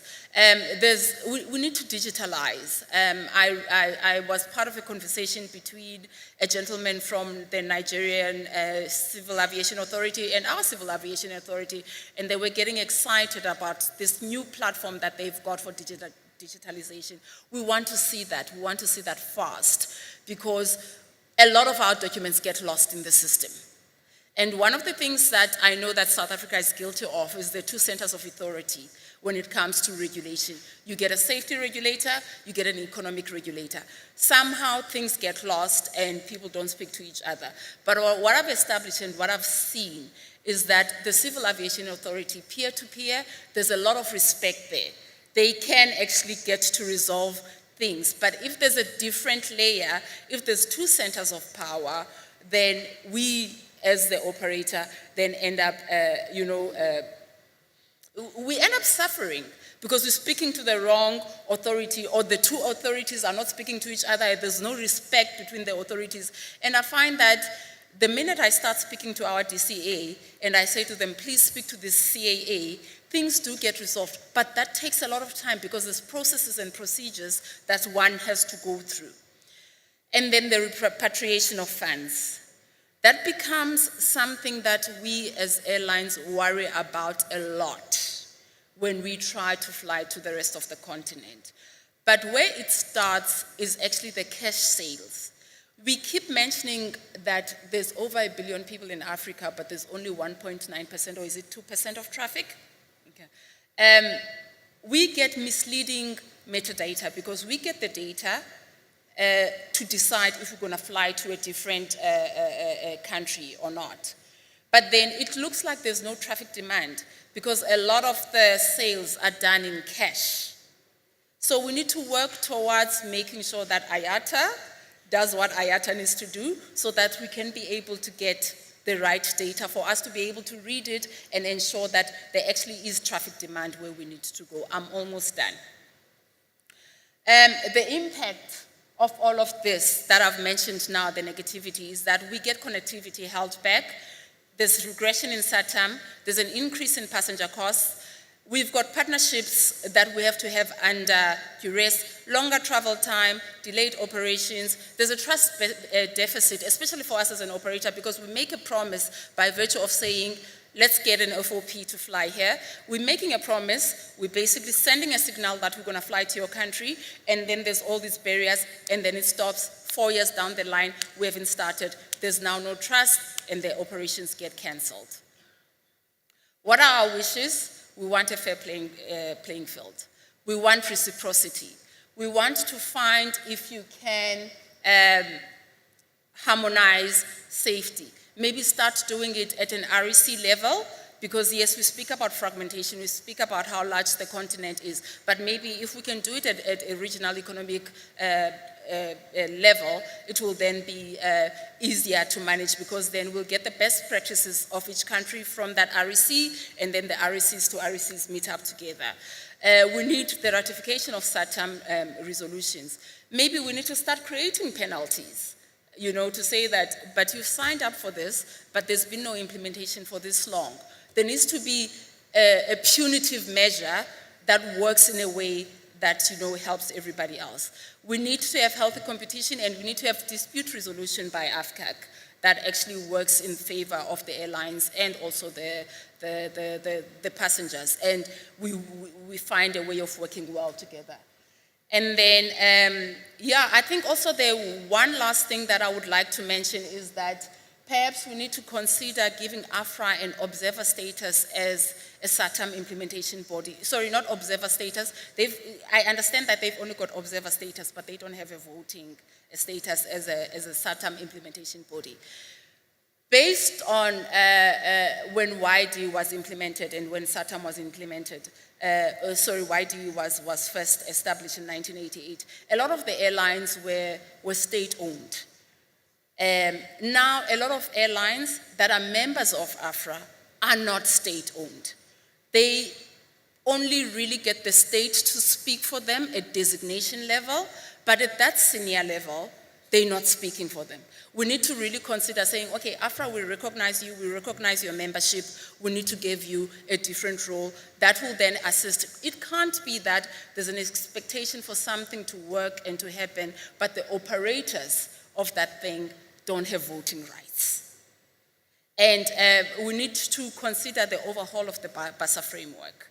It's given how we understand it and interpret it differently, we need to make it work such that it's easier to understand for everybody and it works for SAATM.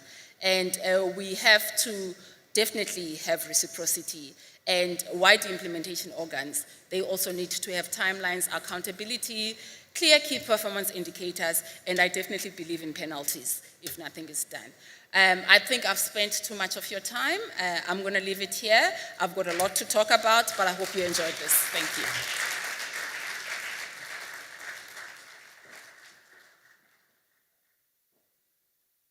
Thank you, Ellen. That was really very instructive and informative. Ladies and gentlemen, we are about to take a tea break. Erling's presentation just reminds us again that perhaps we are too fixated in terms of the role of the state. I have learned that the role of the state has always been, since time immemorial, a provider, because it has to provide for its citizenry. But it also has evolved over time that it is now required to allow to invest rather in the capabilities of its citizenry to create economic value for themselves.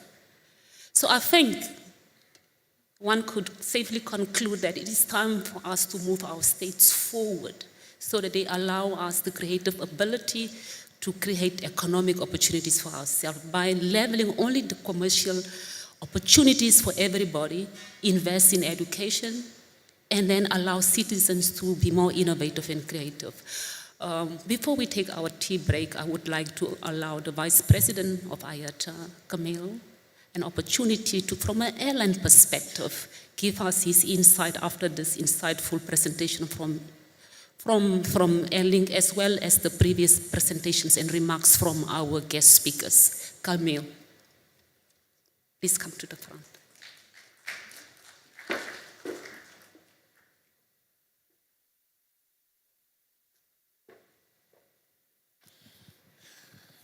Thank you very much. Thank you, Funky, for putting me here. So I didn't prepare a speech because I didn't know I was going to speak. But I like what our little bouncy friend said from Airlink. And I call her bouncy because she's so energetic and a lot of energy. I feel tired just watching her. But I mean, she's probably the only one from the other end of the fence, of the people here, okay? And I'm from that fence. I'm in a different fence now, but I've been lucky to have been in different areas of the aviation industry. And I always tell myself, don't forget where you came from, okay? It's a painful industry. Funky earlier said, you should see what it takes to make a flight.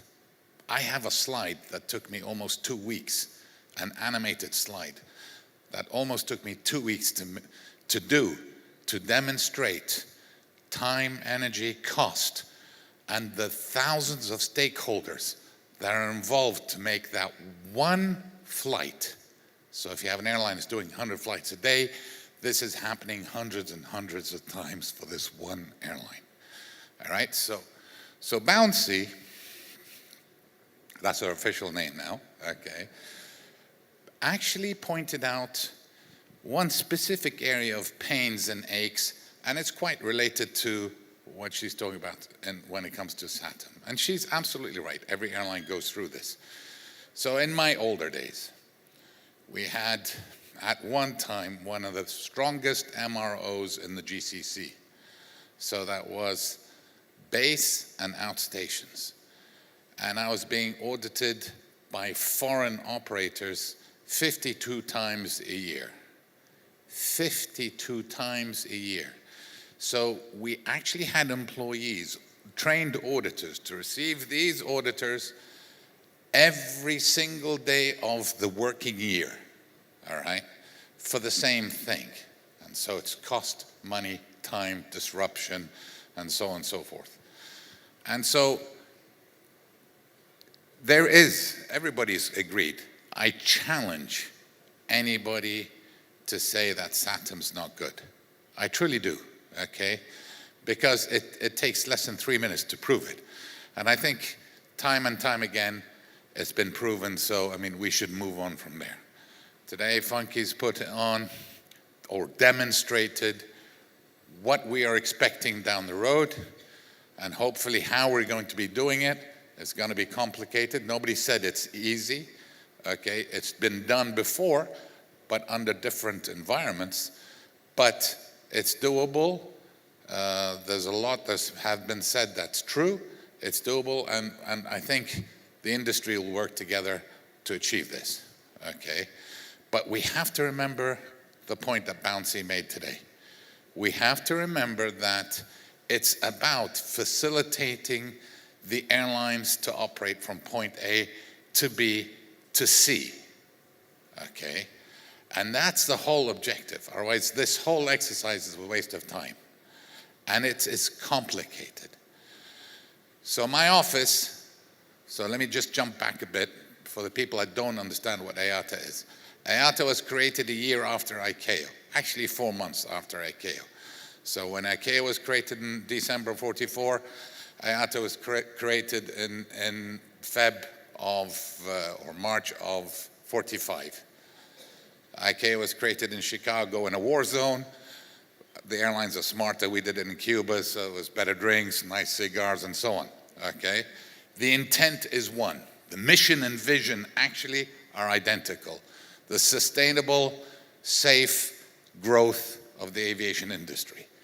We focus on the airlines end. ICAO focuses on the regulatory end.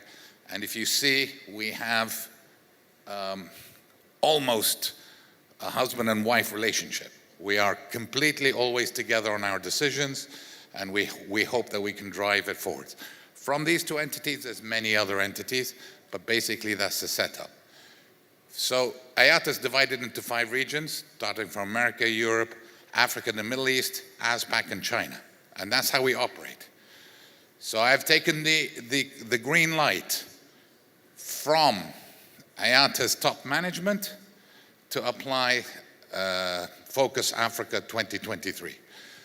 This plan, which is extensive, has been researched for the last 6 months, and it hasn't finished yet. We're still working on selecting the top priorities. We'll start from January 2023, and it lays the foundation to make sure that SAATM can be handled by AFCAC.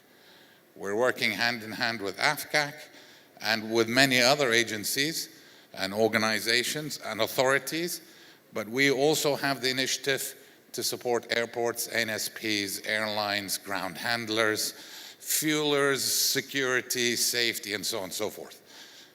I wish everybody the best of luck. I think it's doable. I'm glad to see the ball moving now, and we are here to assist. So thank you very much, everybody. Thank you, Camille. Thank you, Camille. We will now break for tea for at least 10-15 minutes, and then we'll come back, take the second segment of our program. Thank you. Thank you, ladies and gentlemen. Thank you, distinguished delegations, the participants. Thank you for joining us. See you after tea, 10 minutes at the most.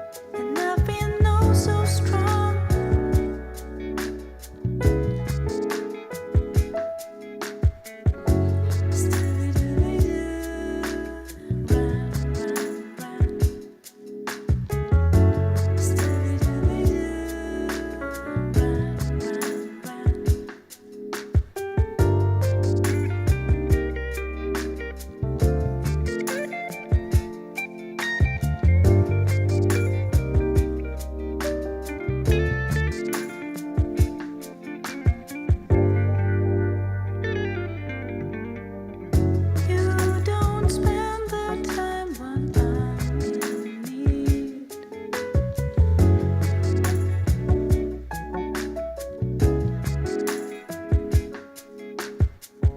We don't love each other like we used to do.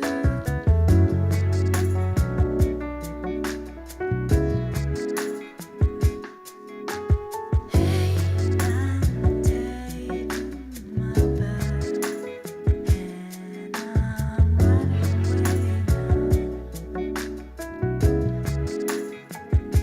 'Cause you've been mean to me and I've been good to you, and I've been oh so strong.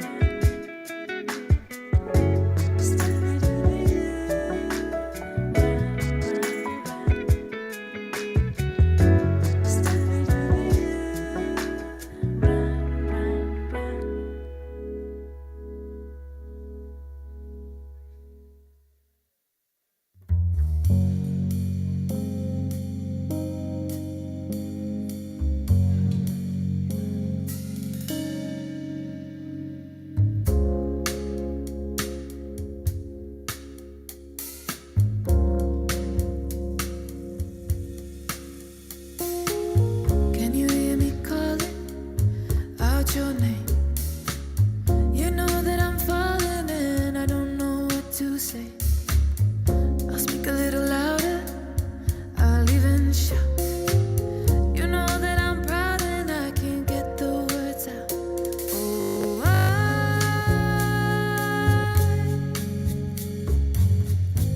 I wanna be with you everywhere. Oh,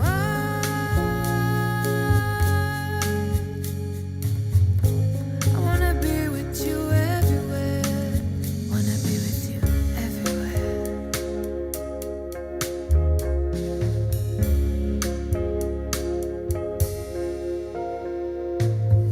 Something's happening to me. My friends say I'm acting peculiarly. So come on, baby, we better make a start. You better make it soon before you break my heart. Oh,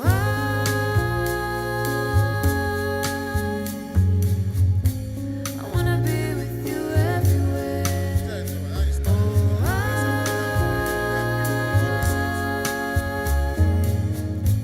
I wanna be with you everywhere. Yeah.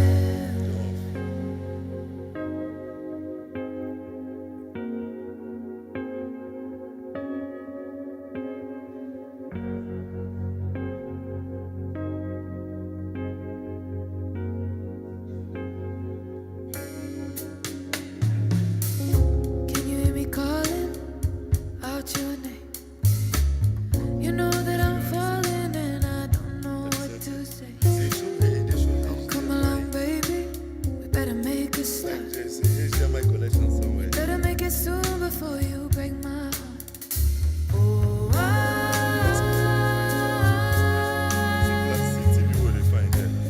wanna be with you everywhere. Oh, I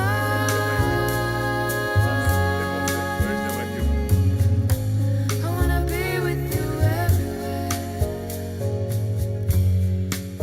I wanna be with you everywhere. I wanna be with you everywhere.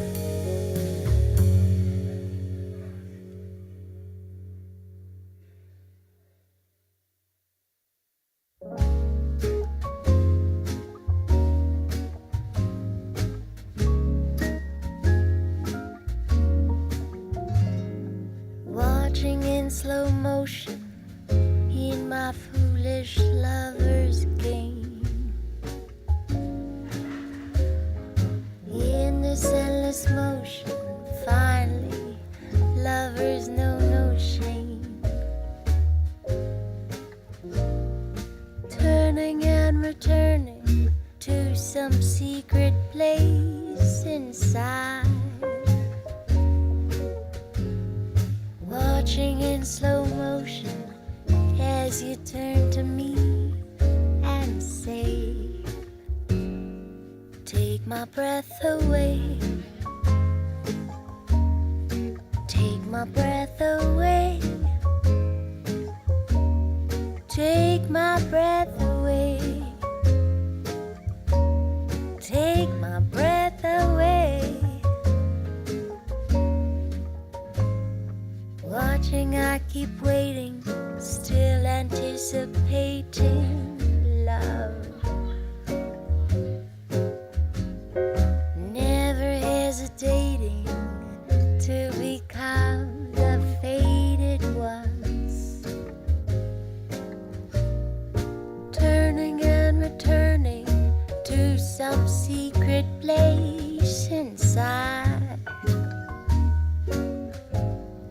Watching in slow motion as you turn to me and say, take my breath away.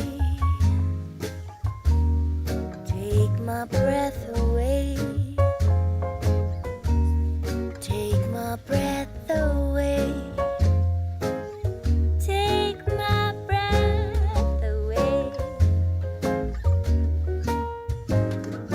Through the hourglass I saw you, and time just slipped away. When the mirror crashed, I called you and turned to hear you say, if only for today, I am not afraid. Take my breath away. Take my breath away. Take my breath away. Take my breath away. Take my breath away. Take my breath away. Take my breath away.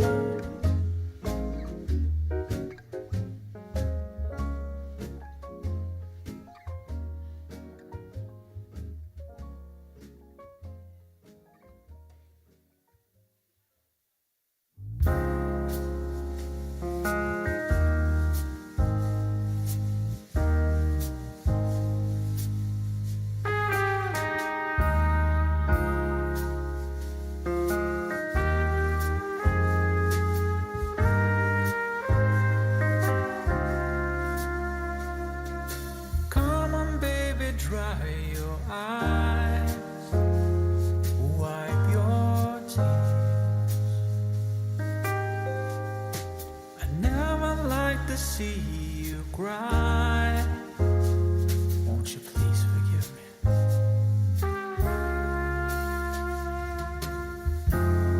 I would've never tried to hurt you. I just needed someone to hold me, to feel the void while you were gone, to feel the space of emptiness.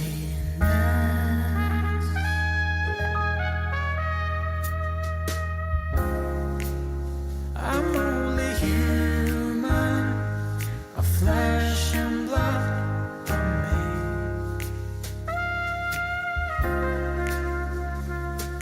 Human, born to make mistakes. So many nights I long to hold you. So many times I looked and saw your face. Nothing could change the way I feel.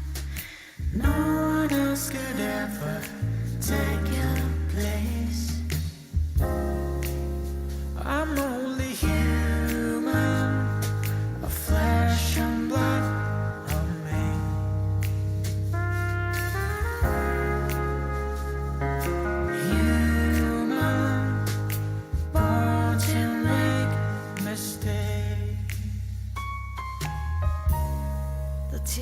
cry aren't tears of pain. They're only to hide my guilt and shame. I forgive you. Now I ask the same of you. While we were apart, I was human too.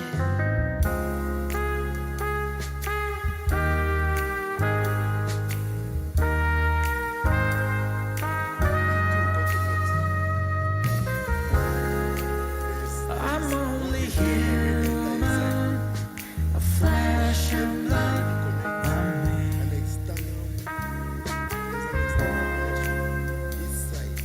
human, born to make mistakes.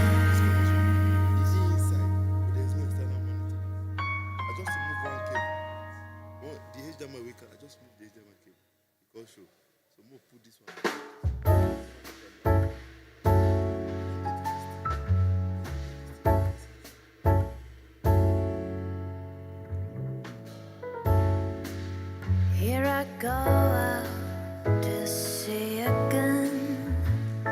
The sunshine fills my hair, and dreams hang in the air.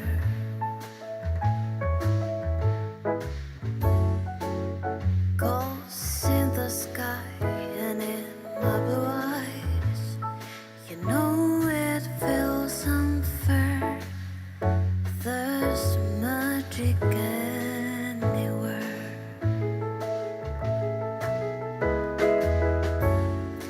Look at me standing there on my own again. Up straight in the sunshine. No need to run and hide. It's so wonderful, wonderful life. No need to love or cry. It's so wonderful, wonderful life. The sun's in your eyes, the heat's in your hair. The steam will hate you because you're there.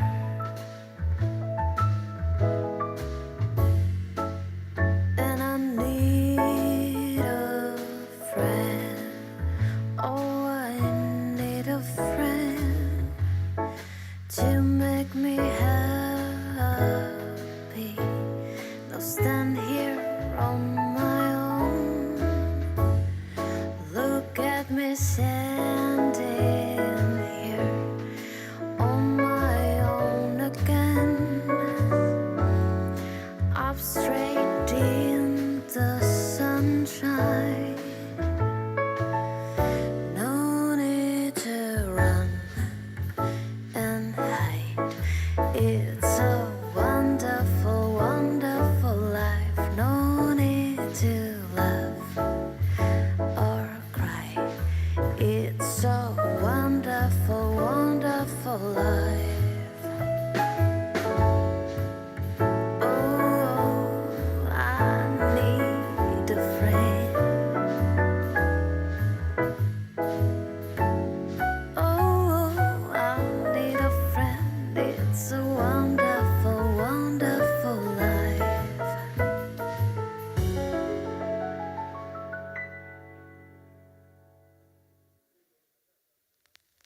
Ich will nur, dass du tanzt zu diesem Lied.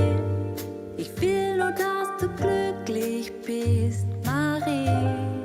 Ich will nur, dass du tanzt zu diesem Beat. Ich will nur, dass du glücklich bist, Marie. Auf Seite 12, da steht mein Horoskop. Heute treffe ich sie bei Neonlicht und Stroboskop. Bin nicht der Typ, der so auf Disco steht, aber heute mach ich das, was mir Frau Rogers rät. Und dann geh ich rein in dieses Etablissement. Sie stand direkt vor mir und das wusste ich schon. Oh Mann, wie stell ich mir jetzt bloß am besten vor?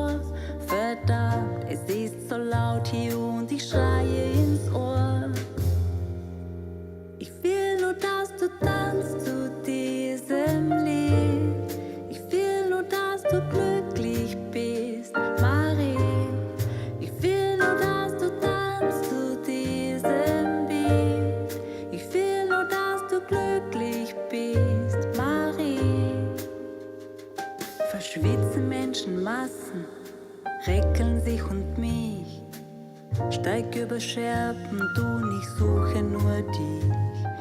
Ich kann nicht erkennen, in meinen Augen brennt der Rauch wie eine Maria-Erscheinung. Tauchst du plötzlich auf, deine Haare fliegen im Kreis, du hast die Augen zu. Ich brauch keinen Beweis mehr, die Richtige bist du. Komm, tanz, genau, ich will dich tanzen sehen. Marie, mein Mädchen, du bist wunderschön. Ich will nur, dass du tanzt zu diesem Lied. Ich will nur, dass du glücklich bist, Marie. Ich will nur, dass du tanzt zu diesem Beat. Ich will nur, dass du glücklich bist, Marie. Ich will nur, dass du tanzt zu diesem Lied. Ich will nur, dass du glücklich bist, Marie. Ich will nur, dass du tanzt zu diesem Beat. Ich will nur, dass du glücklich bist, Marie. Zu viel Flower Power, unbetrunkener Humor. Die ganze Zeit renn ich dir nach und jetzt klebst du mir am Ohr. Du nimmst meine Hand, willst endlich mit mir tanzen gehen. Doch Marie, es tut mir leid, ich kann kaum noch stehen.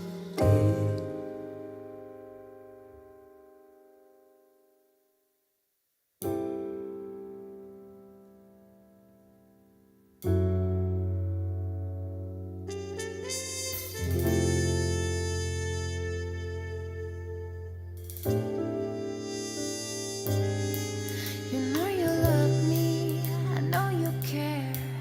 Just shout whenever, and I'll be there. You are my love, you are my heart, and I will never ever be apart. So reuniting, girl, quit playing.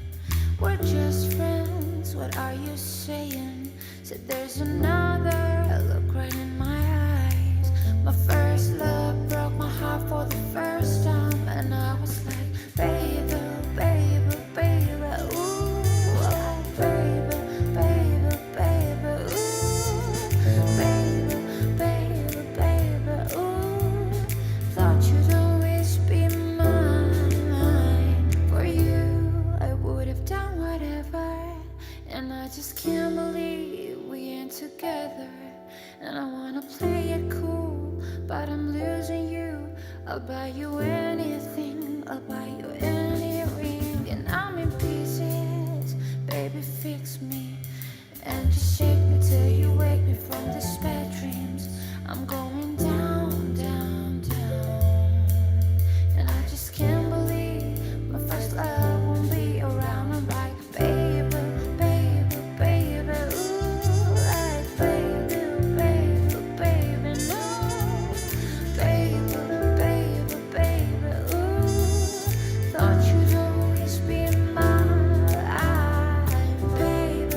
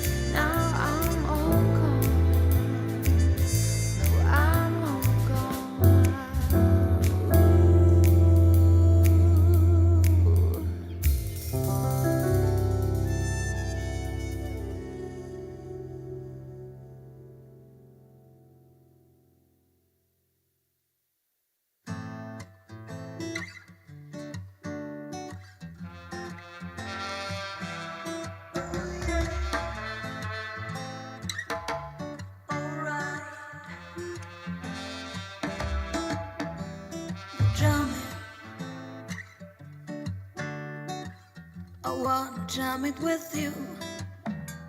We're jamming, drumming, and I hope you like drumming too. Ain't no rules, ain't no law, we can do it anyhow.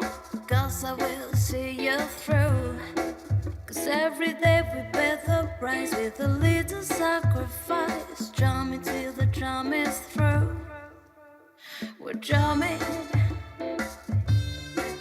To think that drumming was the thing of the best.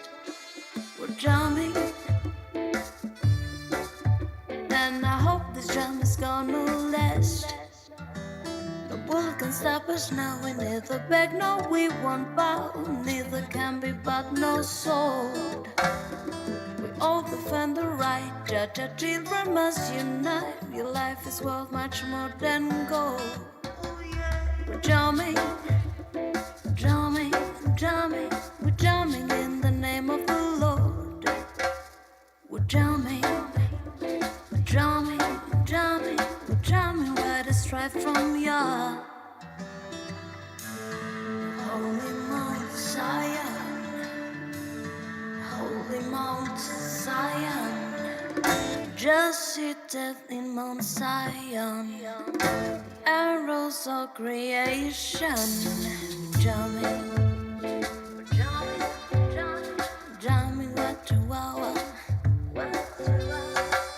I wanna jam it with you. We're drumming, drumming, drumming. I hope you're drumming too. It jumps above my pride. Truth I cannot hide. To keep you satisfied. True love that now exists is the love I can't resist. Jumping by my side.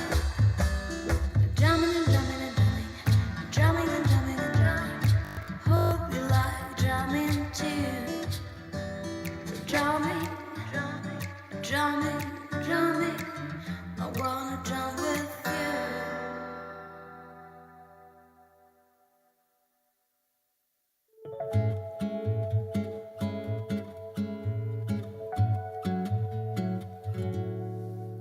Well, I'm riding down the road, trying to loosen my load. I got 7 women on my mind. For the one to own me, to the one who stole me. Once she's a friend of mine. Take it easy, take it easy. Don't let the sound of your own wheels drive you crazy. Lighting up while you still can. Don't even try to understand. Just find a place to make your stand and take it easy.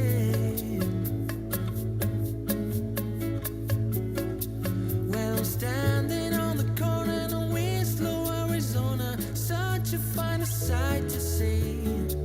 It's a girl, my lord, in a flatbed for slowing down to take a look at me. Come on, baby, don't say maybe.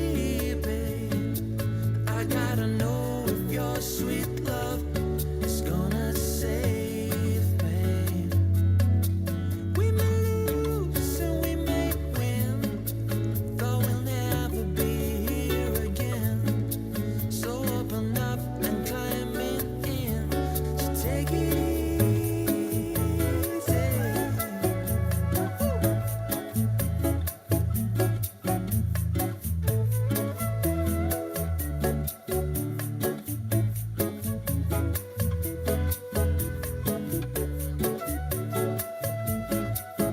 When I'm riding down the road, try to loosen my load. Got a world of trouble on my mind.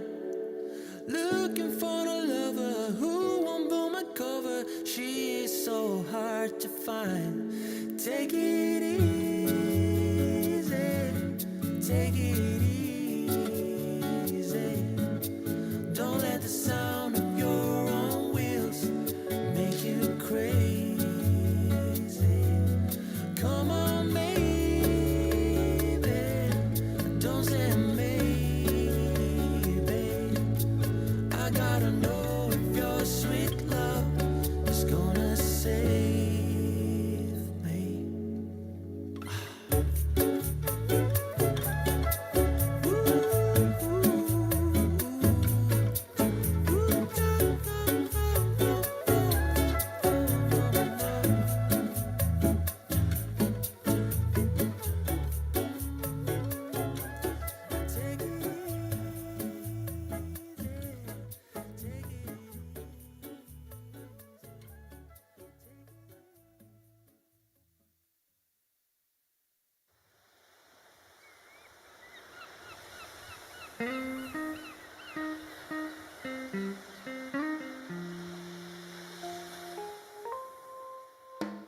Between the eyes of love, I call your name. Behind those guarded walls, I used to go.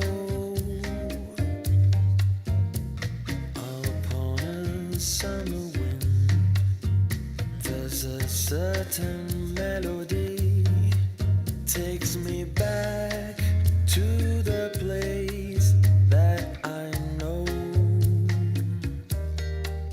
On the beach,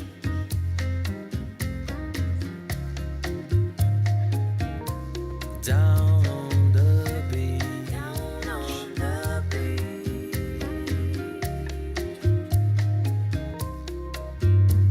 The secrets of the summer I will keep. The sun of time will blow a mystery. No one but you and I underneath that moonlit sky. Take me back to the place that I know. On the beach. Yeah, yeah, yeah. Down on the beach. Yeah, yeah, yeah.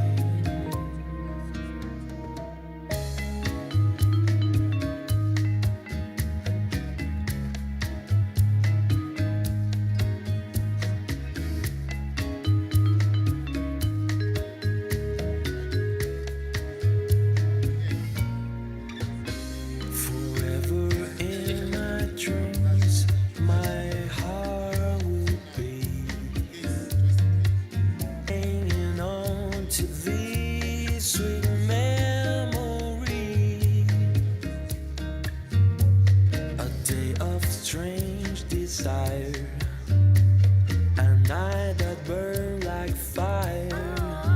Take me back to the place that I know. On the beach.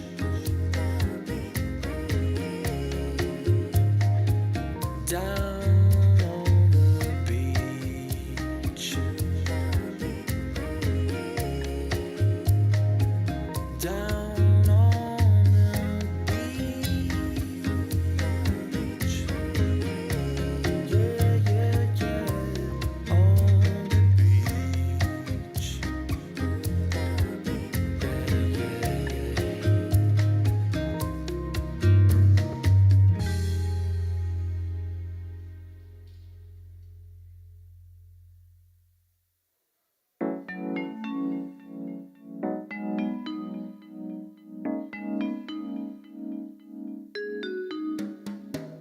Turn on my VCR, same one I've had for years.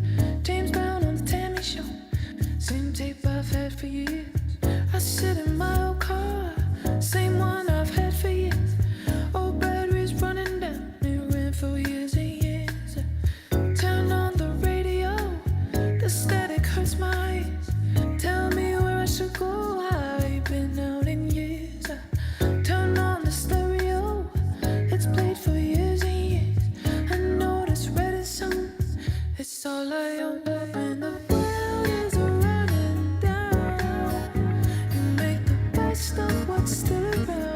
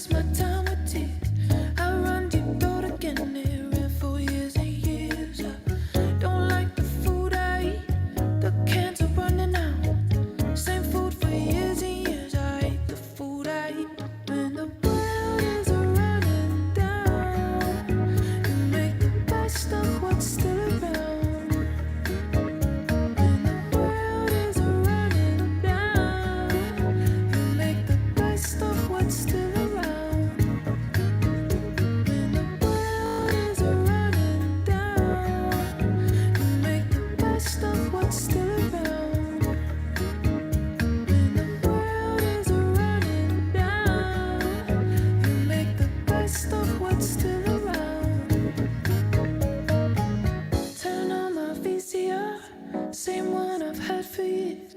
James Brown on the Tammy Show. Same tape I've had for years.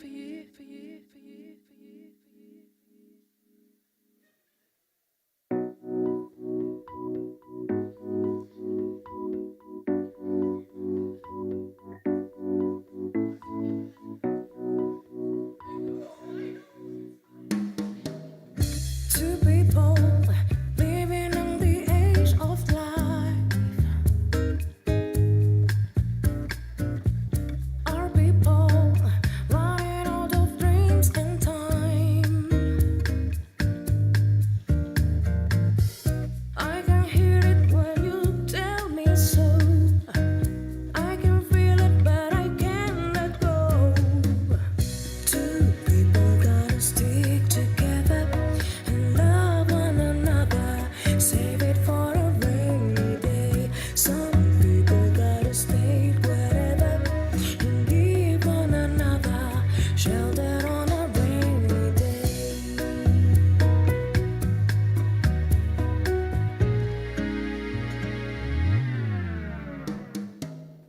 Two Ladies and people gentlemen, living please the to help way you. we do. Can we please try to fill the seats to the front?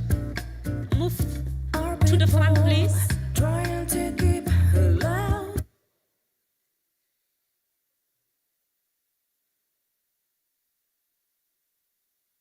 Thank you, thank you, thank you.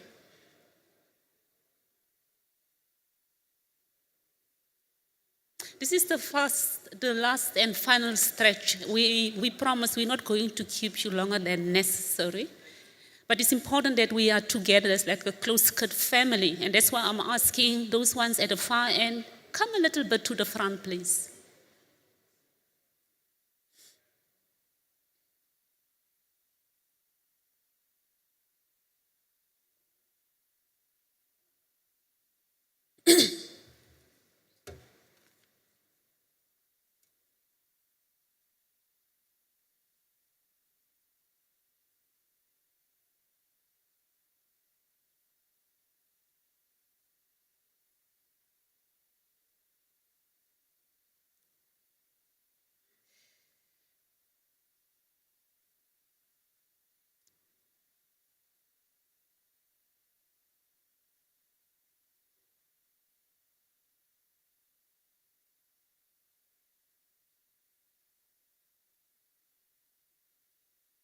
Thank you, thank you. We're just waiting for some of our distinguished guests to come in. I don't see the SG. I see at least one of them has taken his seat. Thank you, Camille.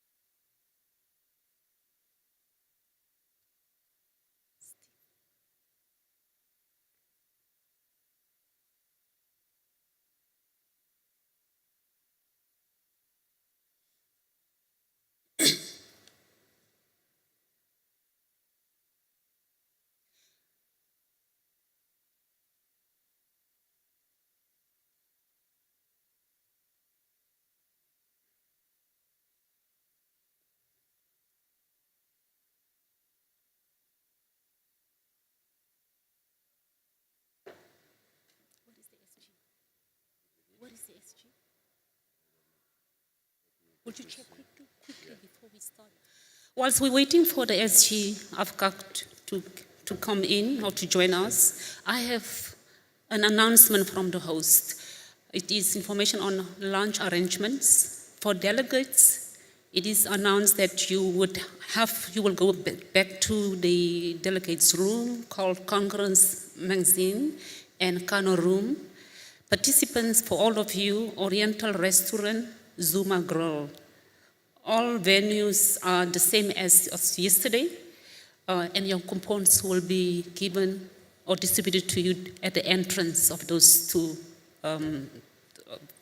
halls. Thank you.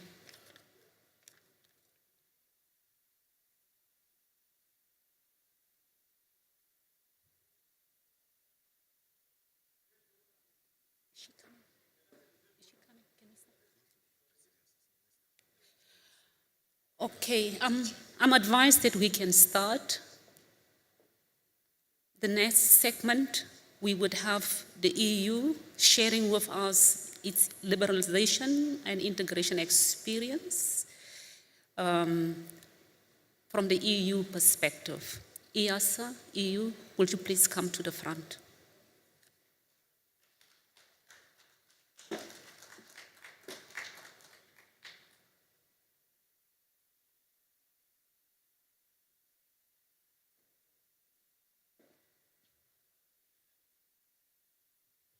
Good morning again.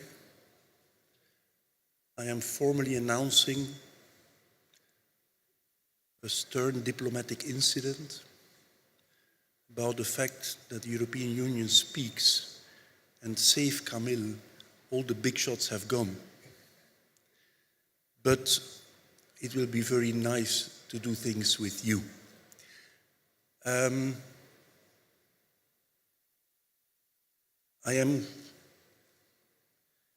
by the way, yesterday I had the honor to sit in the roundtable panel and I sent a picture to my daughters of myself on this huge screen because a father of very proud, or a very proud father of two daughters of 20 does everything he can to impress his daughters, which at that age is not easy anymore. Bon, enough. I don't have the presentation in my mind, so I'm gonna do this. Next slide. Okay, what I have prepared for the occasion is a short PowerPoint presentation in which, on the one hand, I speak about the EU single aviation market, and it is very well possible that some or even all of what I will bring is already known to you. No, I don't prefer this. If I take a micro, I don't know what to do with my hands, so I prefer this.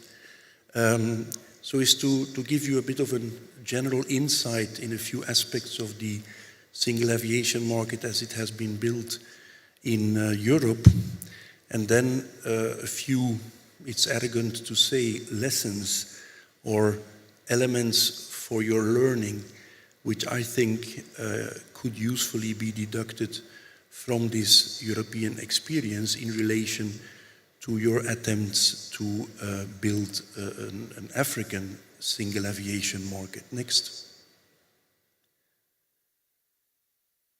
First of all, the EU as a whole and the EU single aviation market sometimes might look a bit like a huge thing, which is very complex, which is very intelligently built, and which brings good to mankind.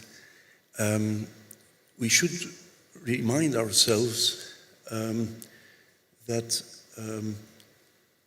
it also was built over time, and it also started with a much smaller group than the EU is today. We are today 27, we used to be 28, unfortunately. But when the EU, the European Community at that moment, started, there were only 6 of us. And when the liberalization took place, for which the key date is 1992, the EU only had 10 members. So not the behemoth which we know today, but it was a relatively small number of countries who took the decisions. And then later on, when other countries joined the EU as a whole, they of course also joined the EU single aviation market. Another element which we should remind ourselves and which should make us in Europe humble is that this was not built in one day, but gradually various aspects of it were added to the building. It started with very simple measures, and then gradually we built common rules in a number of expanding areas. We now have, with EASA, I think it is fair to say, one of the, if not the strongest aviation safety regulator in the world. And that did not come from the start. At the start, there was only the common ICAO rules, and there were no safety rules, aviation safety rules in the EU. That only came later.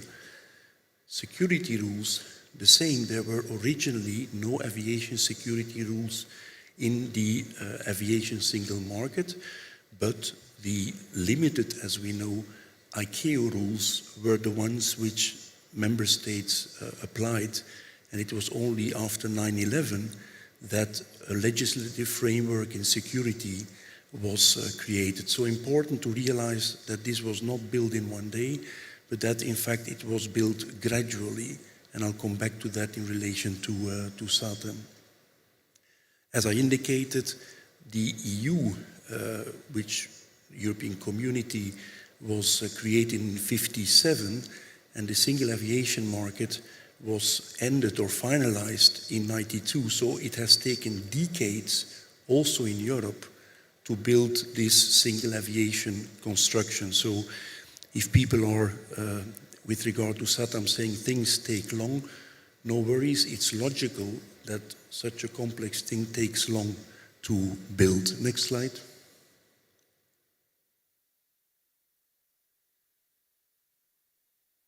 No, go one back. Yeah. It's also important to realize that the EU single aviation market, again, was not something which all brilliant minds in Europe decided to have, with everybody supporting it from the start. To the contrary, there was a lot of resistance when this single aviation market was created. From the side of the member states, there was the need for a paradigm shift towards another way of thinking, because our member states, of course, were all embedded in the ICAO system with complete sovereignty over their own territory, and with the ideas of bilateral agreements as the basis for intra-country or inter-country traffic. And their member states had to accept that things would go differently, and that between themselves there would be no longer bilateral agreements. And this did not meet with wide support. It was the European Commission who pushed for this project as part of an overall push in the 90s to create the single market. And many member states resisted this idea. So it took a long time to convince our member states to actually do this. One of the reasons, apart from the fact that the mindset of member states was linked to the ICAO system and had to change to an EU philosophy, one of the reasons why there was a lot of resistance, in fact, came from the airlines and mostly from the legacy carriers. I mentioned that yesterday. Legacy carriers often, not always, but have the problem that because they are protected by their government, they get afraid of competition.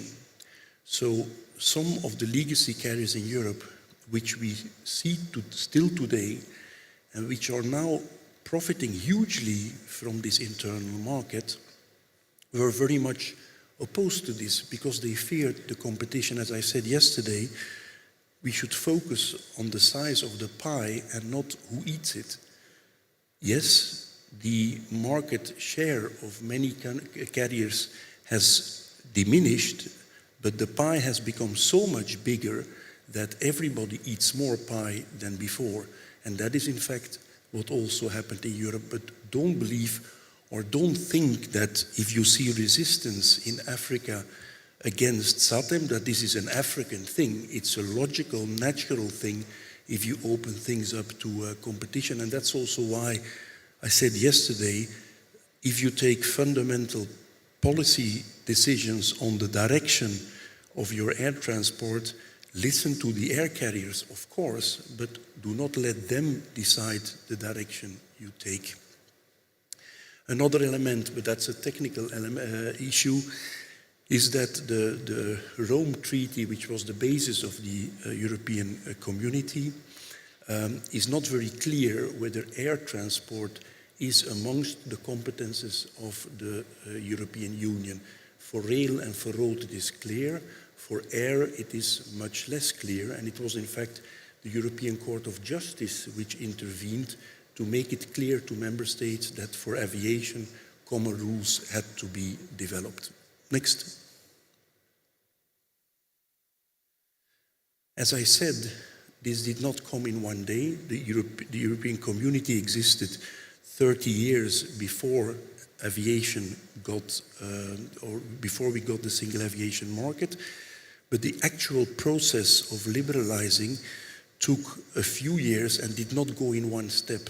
First, there was what was called a first package of very simple measures about pricing and about co-sharing, and then there was a second package a few years later, and only in '92 came what we call the third package, which led to fully fledged liberalization. Again, a gradual process to make sure that member states could, quote unquote, swallow what was proposed to them. Next. Next. If you look at the creation of the EU single market, within the air transport side of aviation, there is a total liberalization. Traffic rights, all freedoms included, are being granted reciprocally between member states in the Union. So it is perfectly possible, and it happens every day, that a carrier owned by interest in Cyprus flies operations between Marseille and Paris. That's perfectly possible. A member state cannot resist or refuse that from its cities or even within its territory, EU carriers operate. So there is complete liberalization. As I said, there are no restrictions on routes and city pairs. Every person, every entrepreneur who fulfills a number of criteria, and we will come back to that, is allowed to set up, create an operator and start operating within the EU market. And that has happened massively because when in '92 the single market started to operate, the biggest carriers in volume of traffic were of course the big legacy carriers, the Air Frances, the Lufthansas, the Iberias of this world. And now the two biggest carriers within Europe are Wizz Air and Ryanair. So these are the fruits of this liberalizing operation. And again, as I said, no restrictions whatsoever about on capacity and or frequencies. In fact, the network of bilateral agreements which existed before has been overtaken by EU rules, as a consequence of which there are no more bilateral agreements between EU member states, but the harmonizing EU rules apply. Next. Next. I think that's important. The EU single market is about liberalization, but that does not equal deregulation. In fact, gradually the regulatory framework which underpins the single aviation market has always growth year after year. So it is not the case that any cowboy can come to the EU and that there is a free shooting for all in the EU. No, there are a whole series of harmonized rules which need to be applied by every player in the aviation sector in Europe. Two basic ones are directly linked to operation, which means that every carrier which wants to be designated as an EU carrier has to have a European AOC, and the state which provides this AOC is also the state which has to provide the safety oversight. Whether or not a state is providing sufficient safety oversight is under the control of EASA. Carriers, as we know, are the first responsible, with the first responsibility for safety. We should never forget that, and they should never forget this. And the second tier is the authority who has to oversee its carriers. And within the EU, it's EASA who oversees the authorities to see whether, for example, they have sufficient staff, they have sufficient resources, and they have sufficient capabilities to oversee the operations for which they provide the AOC. We have, for example, Ireland, which is worldwide specialized in, which has a very big register and which leases out aircraft outside of the EU, but also within the EU there are a lot of Irish registered aircraft flying around. Well, EASA is looking and keeping an eye on the Irish CAA to see whether it has oversight capacities which match the size of its register. This is the role, or one of the roles, of EASA in relation to the safety oversight of EU carriers. Sorry.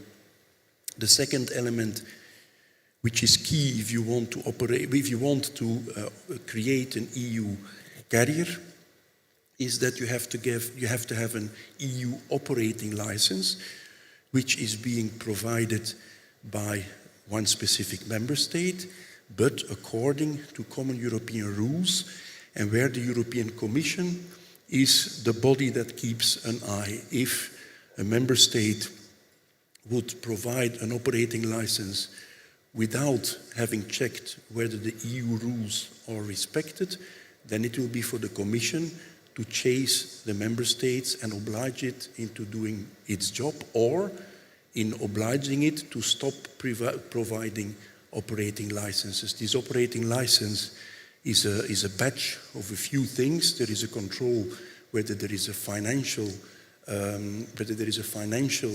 stability which allows the operation of a carrier, which is a quite capital-intensive activity. There is, for example, also a check with regard to the ownership and control rules, because within the EU, ownership and control is free, but so from member state to member state, France cannot demand that a carrier which is licensed in Germany is also French-owned. Within the EU, there is freedom of capital and freedom of investment.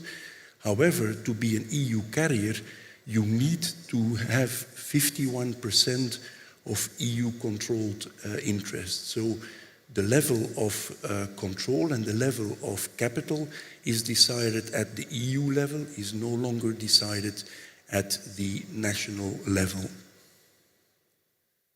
And then, as I've indicated, you have the operating license as a basic element, the AOC as a basic element, but you have a long series of other regulatory frameworks which need to be respected and which, as I indicated, have grown over time in importance. There are common rules in aviation safety, which is the EASA system.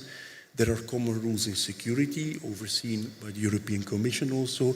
There are a number of common environmental rules. There are common rules on passenger rights, and everybody has to obey by the same rules, which is also a way, of course, to level the playing field between all these European carriers. Yes? Next. A few data, a few slides. If you ask yourself, will SAATM bring benefits, then just look what happened in the EU and you will know the answer. We started in '93, 220 million of passengers. 2019, we are at more than, or almost, no, we are at 700 million passengers. So that is more than tripling since 1992, which is well above the world average. And what is nice also, I think, as a message to Africa, we have now on average every EU citizen flies every year at least one time. There are of course people who fly more and there are people who don't fly, but on average there are now more than one flights per person. And imagine that that would happen in Africa, your aviation sector would skyrocket in terms of size, which is also, I think, a very important social element.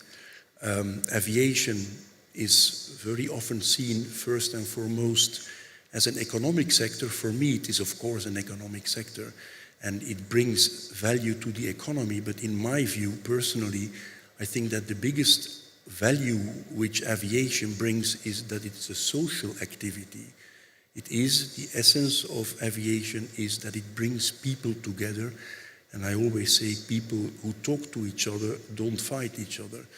In Europe, the fact that there was a common aviation market has played a huge role in linking all the new member states which came since '92 to the EU and linking their people with each other within Europe. Their aviation has played a fundamental role, and that's one of the elements which is not measurable economically, but which is very valid socially in the creation of a single aviation market. And my deep hope is that the same will happen in Africa, that there will be also a very important social contribution by the single market towards your continent. Let me see. Okay, so you see basically the enormous growth. At a few moments it was a bit less, but overall the direction is spectacular. It has increased 3 times since '92. Next. Okay, what is this? Yeah, this is, I was mentioning the social aspect of aviation. The blue one is the cost of a ticket in adjusted terms, of course, between 2010 and 2020. And what you see is that an economy ticket in Europe, again adjusted, has not become more expensive than it was 10 years ago, which is also, again, a very valuable social element because it shows that aviation has become more affordable to more people than it was before, and that's clearly also a socially desirable consequence of a single aviation market. Next.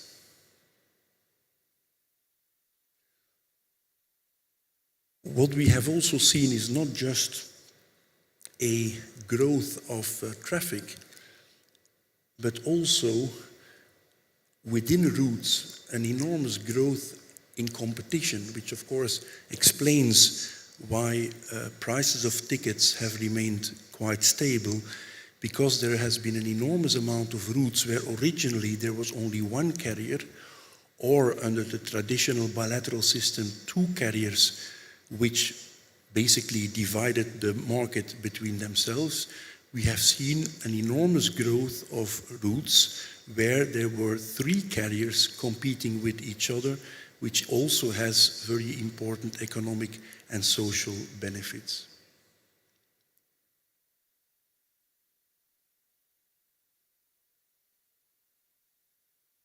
Okay, next. This is the same slide, but seen from the other side, and maybe this one is clearer. You can see that in '92, when the single aviation market took off in the EU, there were not many routes in total, basically more or less links between the capitals and one or the other huge city, and that was it. And you see that the amount of routes with 3 carriers was very, very limited. It's the lowest of the 3.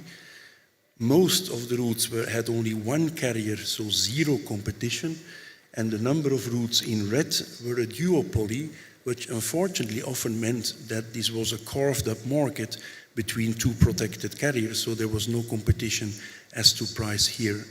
And you see that very quickly, by 96, this completely turns around, and you have the blue line, which are the routes existing in Europe, which have 3 carriers operating these city pairs, and thus ensuring more competition between the carriers. You also see that the idea, if there is more competition, there will be less carriers, is totally unfounded, because even if the competition got harsher as more and more routes had 3 carriers operating that, nevertheless, the amount of traffic kept growing, and so companies who had to compete with each other, nevertheless, as I said, saw the pie growing and thus got their share of a much bigger pie than before. Next. I want to say something, if that is okay, about the EU external aviation activity. A very important element to note is that the external aviation policy only started relatively recent. So first, there was a fundamental focus on the intra-European single aviation market, and it is almost only in the recent 10 years that there was a focus on external agreements. This is a very colorful map, but what it in a sense says that if a country has a color, it means that either there is an agreement between the EU as a bloc and that country, with the US being the very first one, the open skies, and all the other ones came later, and the few ones, the purple ones, is where negotiations are either ongoing or are expected. And the most interesting one, but I think that comes back later, next.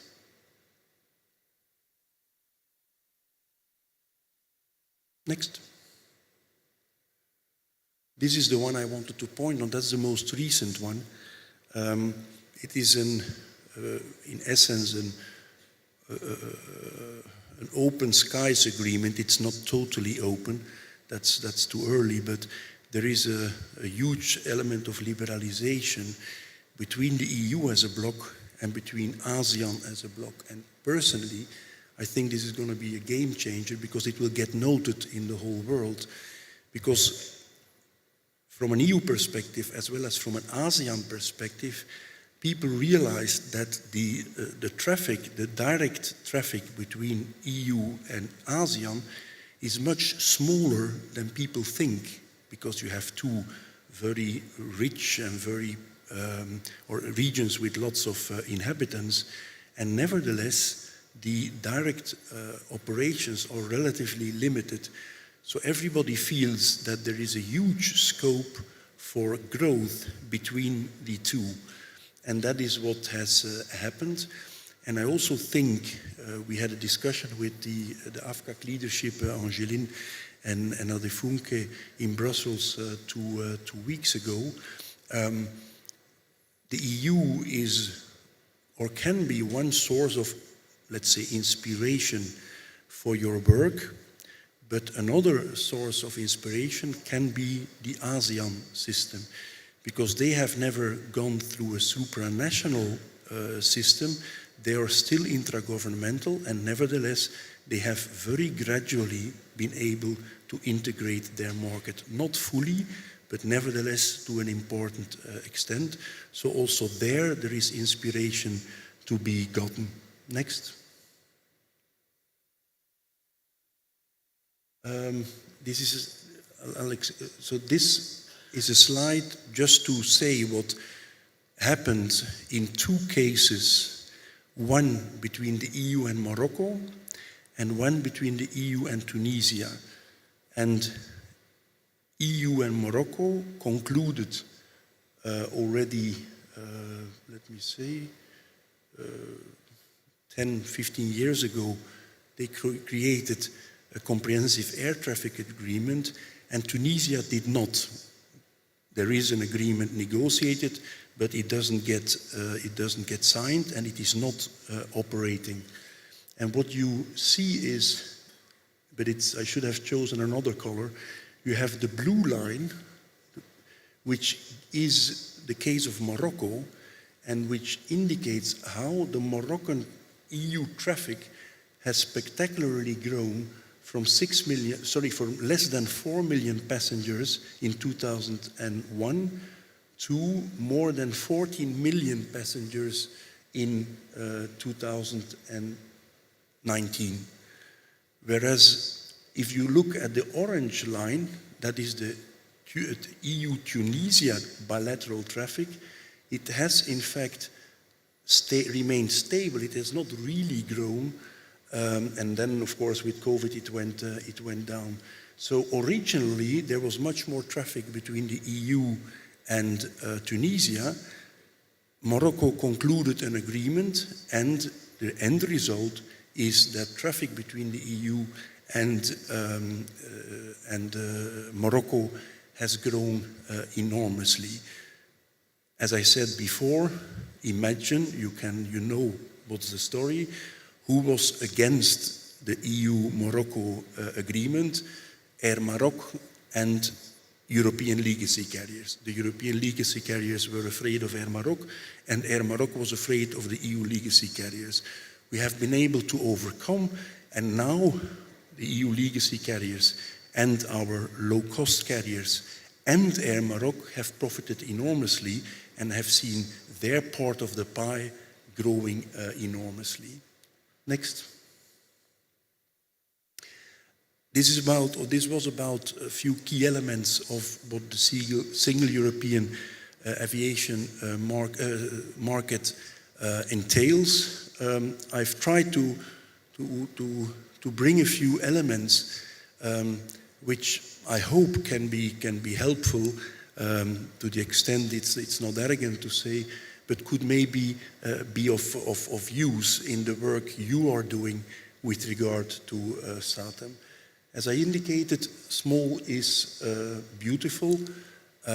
What I wanted to say is what we have touched upon before. Don't reach for the sky, don't aim at a perfect building, but go step after step. And once people get confidence, others will join. That same is with less is more.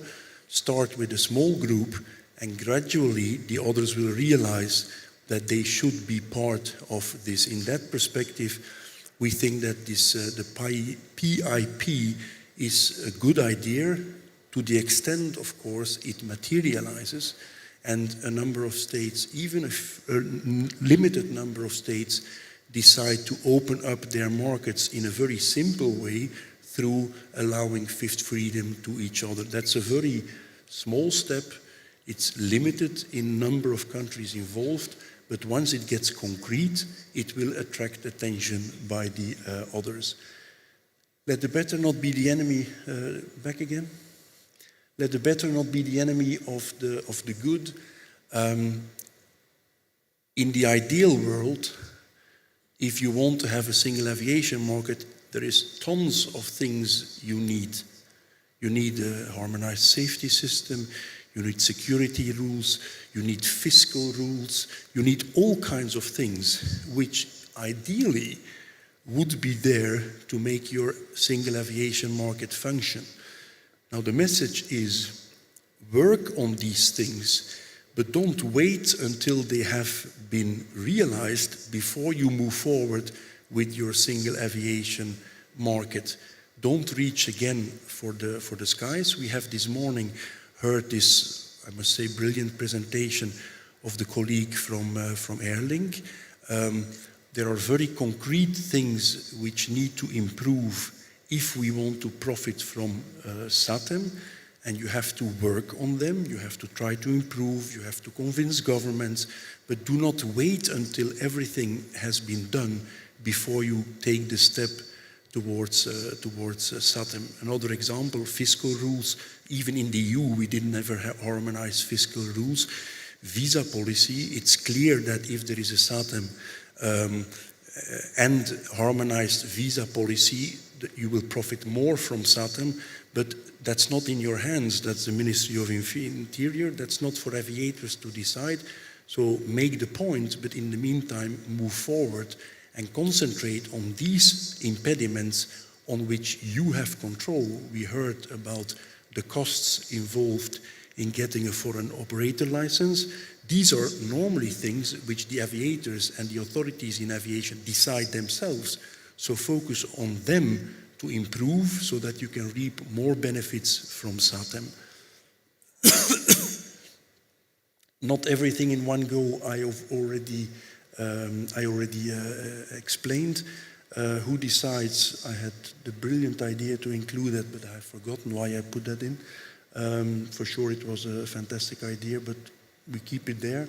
And then start inside and take things from there. That's a bit related to this, these slides about the external policy.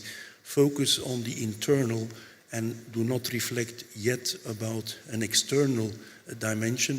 To be honest, my great dream is that one day a strong African bloc could meet a strong EU bloc to try to see how they improve reciprocal connectivity, but that's for later. First, focus on your internal aviation market and strengthen that, and then external action will probably come automatically, but that's for later. Don't focus on that. We have, I've spoken a lot about the EU single market. I hope I made it clear that from an EU perspective, we are very much in support of SAATM, as I said, because we think it is important for Africa, but it's also important for us because a stronger African economy and a stronger aviation sector will also, in the end, provide opportunities for us. And I want to ask Yves Koning from EASA to explain a bit how we are on the field trying to provide a little bit of support. Thank you.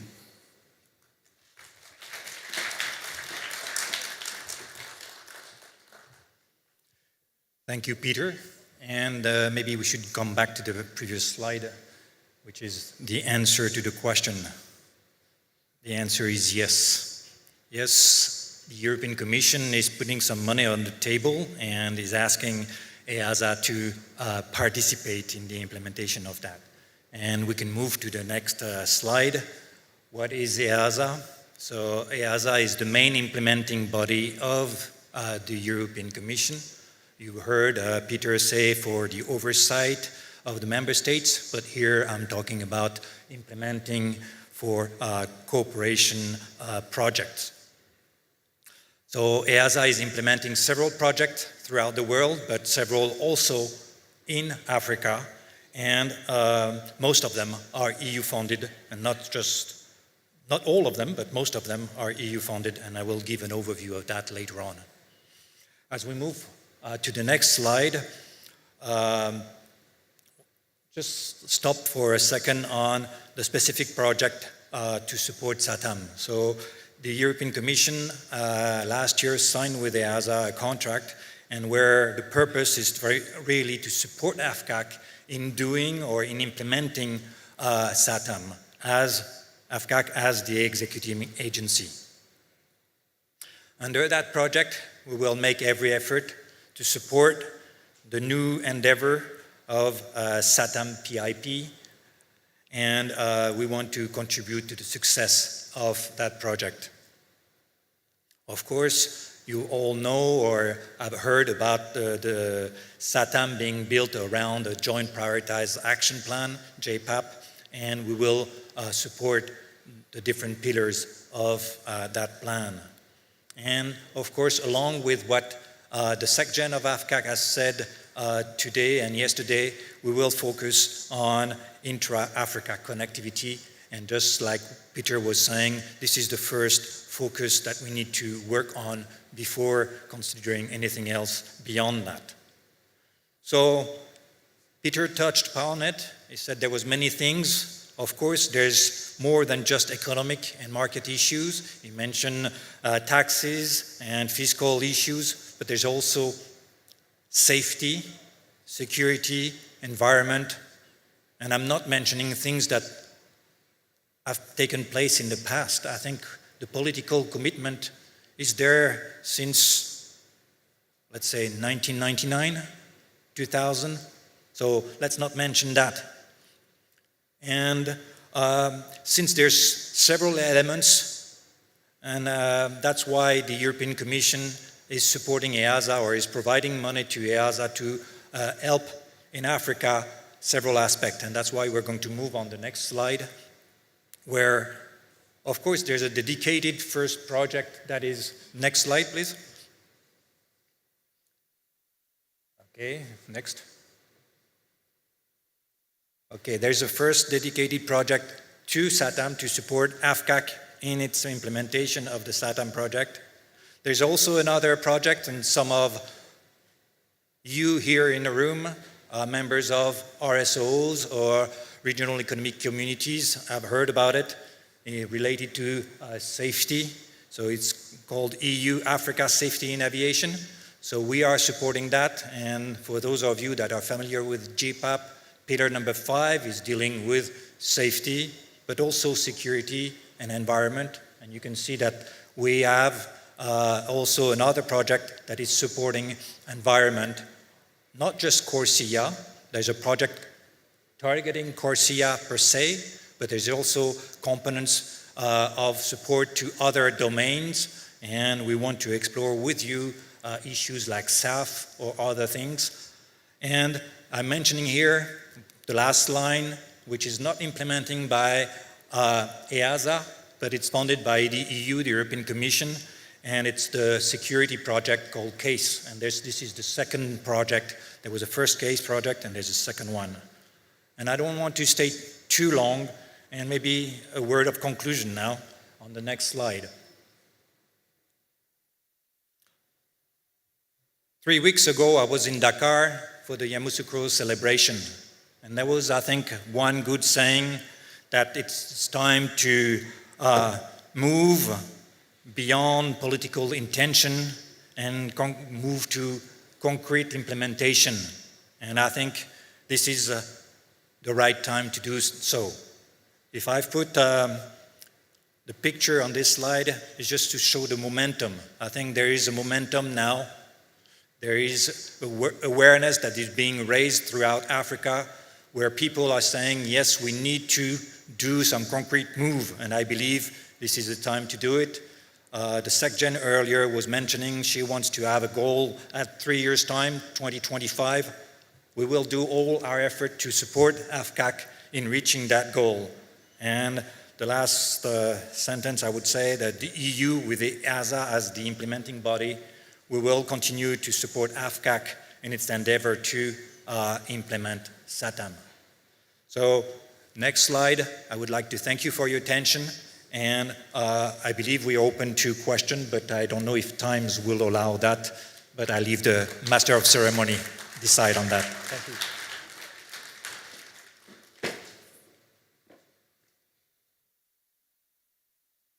Thank you, EASA. Thank you, EU.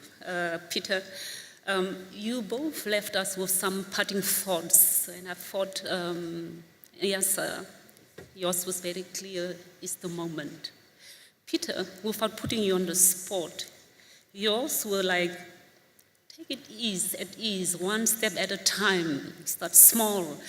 I wonder to who that message was directed to, whether states identify with that, or whether the airline will identify with that, because what I could understand, the sense I got from NAMCLA this morning was that the airlines are ready.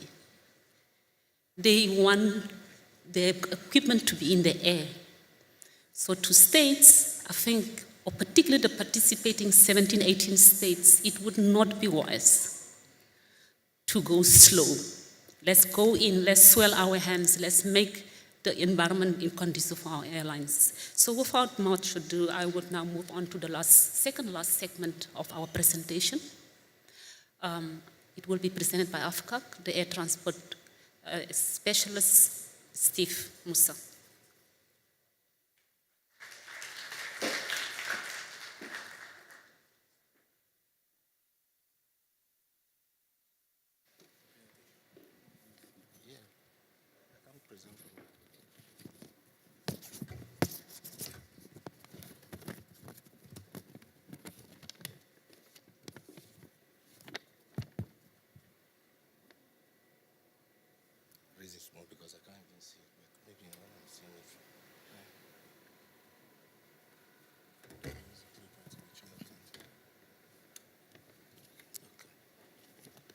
Good afternoon to you all. My name is Stephen Musa. I'm in the Department of Air Transport at the African Civil Aviation Commission. As the Secretary General earlier mentioned, one of the reasons why we convened this workshop is to introduce our member states with one of the implementation strategies that AFCAC came in, to implement the pilot implementation project, which is the SAATM AFCAC YD compliant bilateral air services agreement template. So what we are going to be doing here now is to run through this air service agreement template so that we know the import and how we can apply it to come out with a very good outcome at the end of this ICANN event. So I will run through this presentation by, first of all, looking at why did we come up with that particular template. Then we'll look at the African BASA analysis, and also we'll look at the relevant articles of the Yamoussoukro decision, which is called the YD. And then we'll also have an overview of the institutional and regulatory text of the Yamoussoukro decision, and we'll briefly look at the annexes to the Yamoussoukro decision, and then we'll quickly make our conclusion, because we know we are moving towards lunchtime and people may be eager to go and have their lunch, so we are not going to take a lot of time. Why actually did we decide to come up with this YD compliant air service agreement? We know that there is a general consensus among the reports that the Yamoussoukro decision is a landmark initiative to develop the industry by promoting the full liberalization of intra-African air transport services in terms of market access, in terms of the granting of air traffic freedom rights, both from first, second, third, fourth, and fifth, as well as scheduled and non-scheduled intra-Africa air transport services. And as we also know, the YD also aims to harmonize air transport policies on the African continent, and it is also a well-established fact that the YD has precedence over any multilateral or bilateral agreements on air services amongst state parties that are incompatible with the Yamoussoukro decision. And we also know that the Yamoussoukro decision bans all the member states of Africa. However, the reality is not the case, and that is what we have been discussing here since morning. The YD has been there since 1999, but in reality, we have seen, based on a study that the SG mentioned earlier, on continental benefits of liberalization in Africa. This study can be accessed on www.saatmbenefits.org. It's there for everyone to have a look at. The study indicates that there is contradiction between states' political commitment on the one hand and the subjective practice of issuing traffic rights and permits on the other hand. So states are not committed to their decision. And we have also seen that there is a need to have a wide implementation assessment that is focused on a state's BASA compliance within the operational principles, as well as within the YD regulatory text compliance and market access. And when we are looking at the market access, we are talking about the openness obligations in terms of Articles 1, 2, 3, 4, 5, and 6 of the Yamoussoukro decision. We are going to be going through them very shortly. And we also know when the lady from Air Links made her presentation, she talked about the need to have key performance indicators. And I can assure her that we already have in place key performance indicators that we can use to measure whether a state is actually implementing SAATM or not. As some of the member states here present may recall, initially we used to talk about the 8 concrete measures. But we discovered that those 8 concrete measures were too administrative. And there was no reality on ground to show that states were actually implementing the Yamoussoukro decision and SAATM. But as it were now, we already have key performance indicators which we are going to use to measure whether a state is actually implementing the YD. And also, based on that study, there's an analysis of 607 bilateral air services agreements that was signed among 54 member states. So this analysis, we have complete BASA data sets for 30 states. It was complete data sets, while we have some partial data sets for the remaining 24 states. So this analysis provides an overview of the current state of air transport liberalization in Africa. As you can see, from this table, you can see that this is what we call YD compliance by country and African BASA coverage. Based on the outcome of the analysis that was done, countries are classified into either high compliance, medium compliance, or low compliance. This study is based on the known number of bilateral air services agreements that were provided during the study. As we can see, the blue line is the BASAs that are YD compliant, while the yellow lines are the BASAs that are non-YD compliant. And you can also see that based on the statistics that were made available, those states you are seeing in red are states that have like less than 15 bilateral air services agreements known based on the study that was completed. Now, from that analysis, we saw that 607 BASAs were reviewed, 235% classified as YD compliant, while 372, which is 61%, as non-BASA compliant. And we have been talking that 45 countries ratified the Yamoussoukro decision. When we moved to SAATM, 35 states also signed the solemn commitment to fully implement the SAATM. 65 BASAs, that is 18%, they were fully restrictive across all the provisions of the Yamoussoukro decision, meaning that 18% were restrictive totally. And then also 327 BASAs, which is 88%, are restrictive in terms of third, fourth, fifth freedom traffic rights, with 306 BASAs being restrictive in terms of third and fourth traffic rights. In fact, what we discovered was that even among the countries, the 35 countries that signed the solemn commitment that they will unconditionally open up their market to each other, they are still having issues on third and fourth freedom traffic right, which is supposed to be a basic right for a state. And we also saw that 187, that is 50%, that restrict third and fourth traffic rights are restrictive because they limit the number of entry points in terms of airports for designated carriers. Countries, airlines are restricted from operating into some airports within some states. It is also noted that capacity constraints, they are a common feature of non-compliant BASAs, with 180 BASAs, which is about 48%, stipulating limited capacity, defined as limiting flight frequencies or seat capacity. So we are encountering all sorts of limitations, across all the bilateral air services agreement that we have.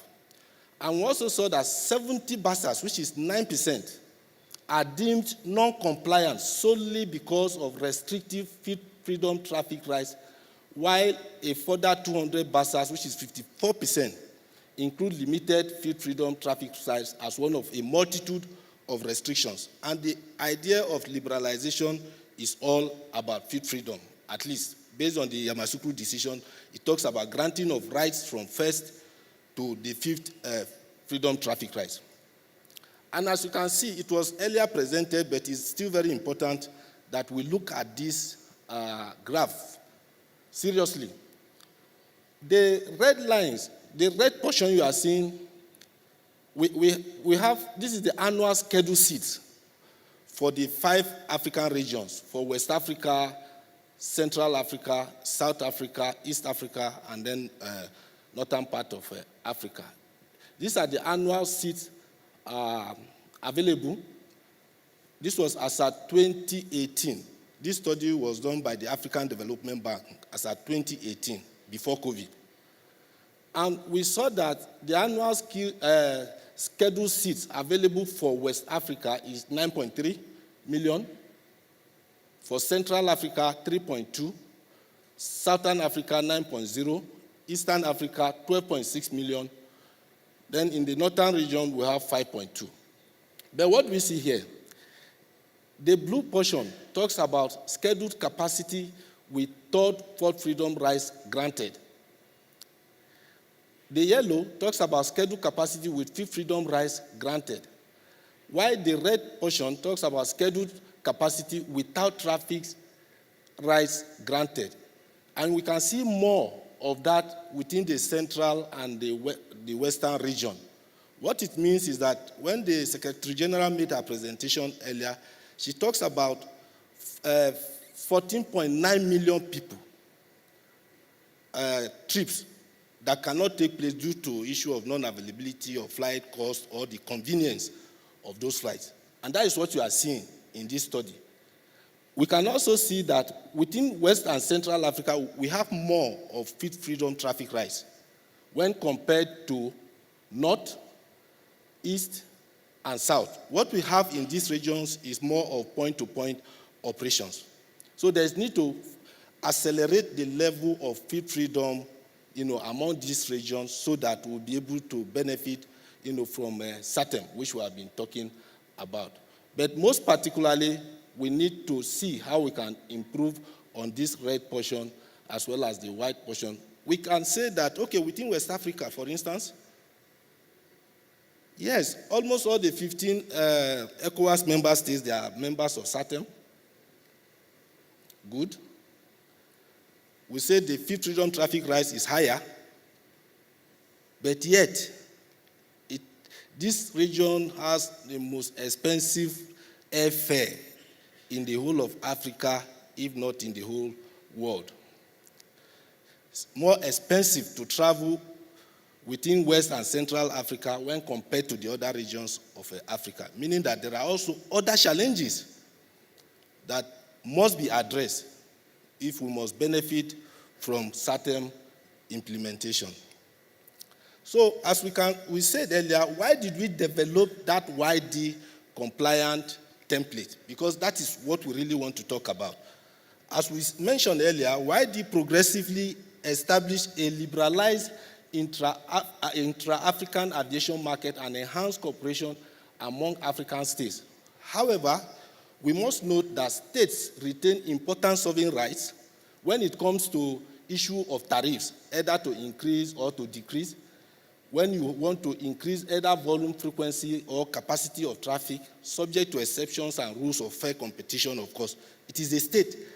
The states retains their sovereignty in those areas. Also, the right to designate airlines to operate under the YD, including eligible airline from another state. As we are going to see later, if you are a state and you don't have any airline, any eligible African airline, you can designate an eligible African line from another member state to operate on your route.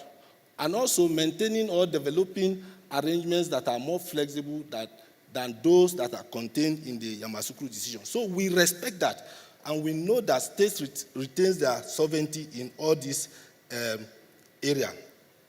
And that is why we are going to look briefly at some of the articles that are very relevant in this YD compliant BASA template that we are proposing, that as you continue to negotiate with your colleague or other member states, African member states during this ICANN, you should apply that template because most of these issues have been addressed in that template. If you look at Article 2 of the Yamoussoukro decision, which talks about the scope of application, this particular article sets the tone for one of the key objectives of the Yamoussoukro decision. That is the gradual liberalization of scheduled and non-scheduled intra-Africa air transport services. But what is also very key there is that arrangement among party states. By the time you go through the Yamoussoukro decision itself, you will see this arrangement among state parties, which speaks to the multilateral nature of the Yamoussoukro decision. The YD is a multilateral decision that's supposed to bound all the member states. And two key elements are listed in this article. That is to say that the Yamoussoukro decision takes precedence over any multilateral or bilateral agreements on air services between state parties which are incompatible with this decision. So you must take note of this particular element. While also the provisions which are included in these agreements and which are not incompatible with this decision remain valid and are supplementary to the decision. They are very key. Now, Article 3, which is also very important, talks about granting of rights. And we have been saying it since that it is all about the free exercise of the rights of first, second, third, fourth, and fifth freedoms of the air on scheduled and non-scheduled passenger, cargo, and all mail flights performed by an eligible airline to or fro from their respective territories. So you must grant first, second, third, fourth, and fifth freedom traffic rights to your African member states. That is the most important element, fifth freedom traffic rights. And also, we talk about the gradual application, which is stated in Article 2, because we saw in some of the bilateral service agreement that has been circulated among states, they mentioned about this. This was expanded in Article 3, as seen in Article 3.2 also, and again in Article 10. It talks about the transitional measures. The transitional measures of 2 years, which is maximum time granted to a state to limit its commitment in respect of fifth freedom right. This maximum 2 years is long past. Many states have far exceeded the 2 years time frame contemplated under this article of the YD for various reasons. They'll tell you maybe due to non-prioritization of aviation or the policy of protectionism. Some states are still holding to this particular article. Now, Article 4 and 5. Article 4 talks about tariffs, and Article 5 talks about capacity and frequency. Article 4 talks about liberal approach in terms of tariffs. I think we also saw in the EU experience. Talks about liberal approach in terms of tariff. There shall be no approval required by the aeronautical authorities of state parties concerned for tariffs to be charged by the designated airlines or state parties for the carriage of passenger,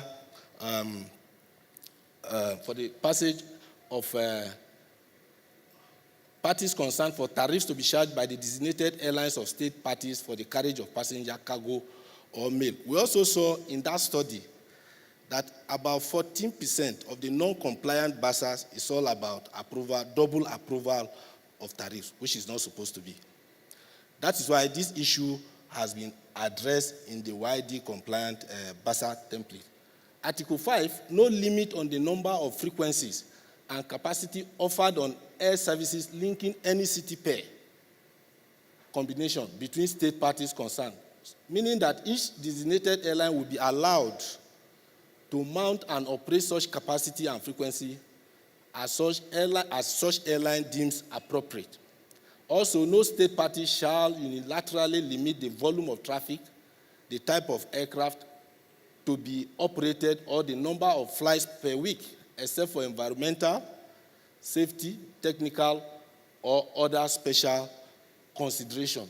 So it means we need to lift every form of constraints in terms of capacity. And this issue also was adequately addressed in the YD compliant BASA. Then on Article 6, which is designation and authorization, meaning the right to designate at least one airline to operate intra-Africa services. So each member state or state party has the right to designate at least one. And when we say at least one, it means that we can also have multiple designation. The airline can be from another state, or it can be an African multinational airline in which a state party is a stakeholder. That is clearly stated in Article 6.1 to 6.3. Also, Article 6 also defines that a SAATM airline must be an African air transport company. The criteria is well stated in Article 6.9. talks about the eligibility criteria. And this will prevent free riders from outside the SAATM area using an airline as a puppet company while not blocking investment. That is why the Yamoussoukro decision is not really specific about the issue of ownership and control. Rather, it talks about the principal place of business and effective control by member states. Article 6.12 addresses security by setting out that state parties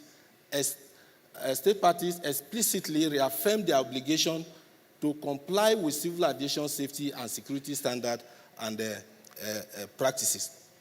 Now, so far at AFCAC, this is the list of countries that have submitted eligible African airlines to the executing agency.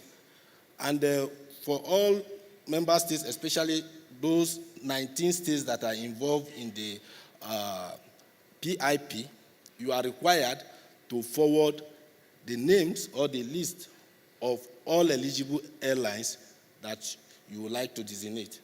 We can see them from Burkina Faso, Benin, Mozambique, Nigeria, Niger, Equatorial Guinea, Botswana, Congo, Sierra Leone, Rwanda, Gabon, Togo, Congo DRC, and then Cote d'Ivoire. These are the list of airlines that have so far been submitted to AFCAC. And then briefly, I'm going to run through the overview of the institutional and regulatory text of the YD. Why are we doing this? Because we talk about state opening up, their airspace already, but it must also be in line with some of the regulatory texts that are available, which are the annexes to the Yamoussoukro decision. We talk about the need for harmonization earlier, as also shown in the EU presentations of all the safety, the security, competition, and economic regulations. If you take the YD, we have 6 annexes. And one of the reasons why most states refused to implement the Yamoussoukro decision right from 1999 up to 2018 when we had SAATM was that they said the necessary regulatory framework and the institutional framework were not in place. But when SAATM came on board in 2018, when the SAATM was launched by the heads of state, they also adopted most of these regulations. That is why it's absolutely important that we should be aware that the enabling environment in terms of institutional and regulatory framework have been set in place in order to accelerate the implementation of the single African air transport market. We have 6 annexes. We have Annex 1, which is formed on declaration of commitment. Annex 2 is the revised responsibilities of the monitoring body of the Yamoussoukro decision. And Annex 3 is the regulations on the dispute settlement mechanism. While Annex 4 talks about the powers, the functions, and operations of the executing agency, and Annex 5 specifically addresses issue of competition in air transport services in Africa, and Annex 6 talks about the protection of the rights of the consumers of air transport services. Annex 1, as we said, is just a form of declaration of commitment, while Annex 2, the responsibilities of the monitoring body of the executing agency, SAATM, and the YD, their responsibilities were revised in 2018. This is to ensure that appropriate regulations are in place. It is one of their responsibilities, because they are also to ensure implementation of resolutions, declaration, directives, and decisions of ministers, AU Executive Council, and Assembly. They have a whole lot of responsibilities which are clearly defined in that annex. Annex 3 was just adopted by the Council of Ministers in June 2022. We know that disputes may arise in connection with legal instruments among nationals and other parties. And we also know that such disputes can also be subject to national legal processes. But we also know that international methods of settlement is most appropriate, especially when we talk of time it will take at the national level.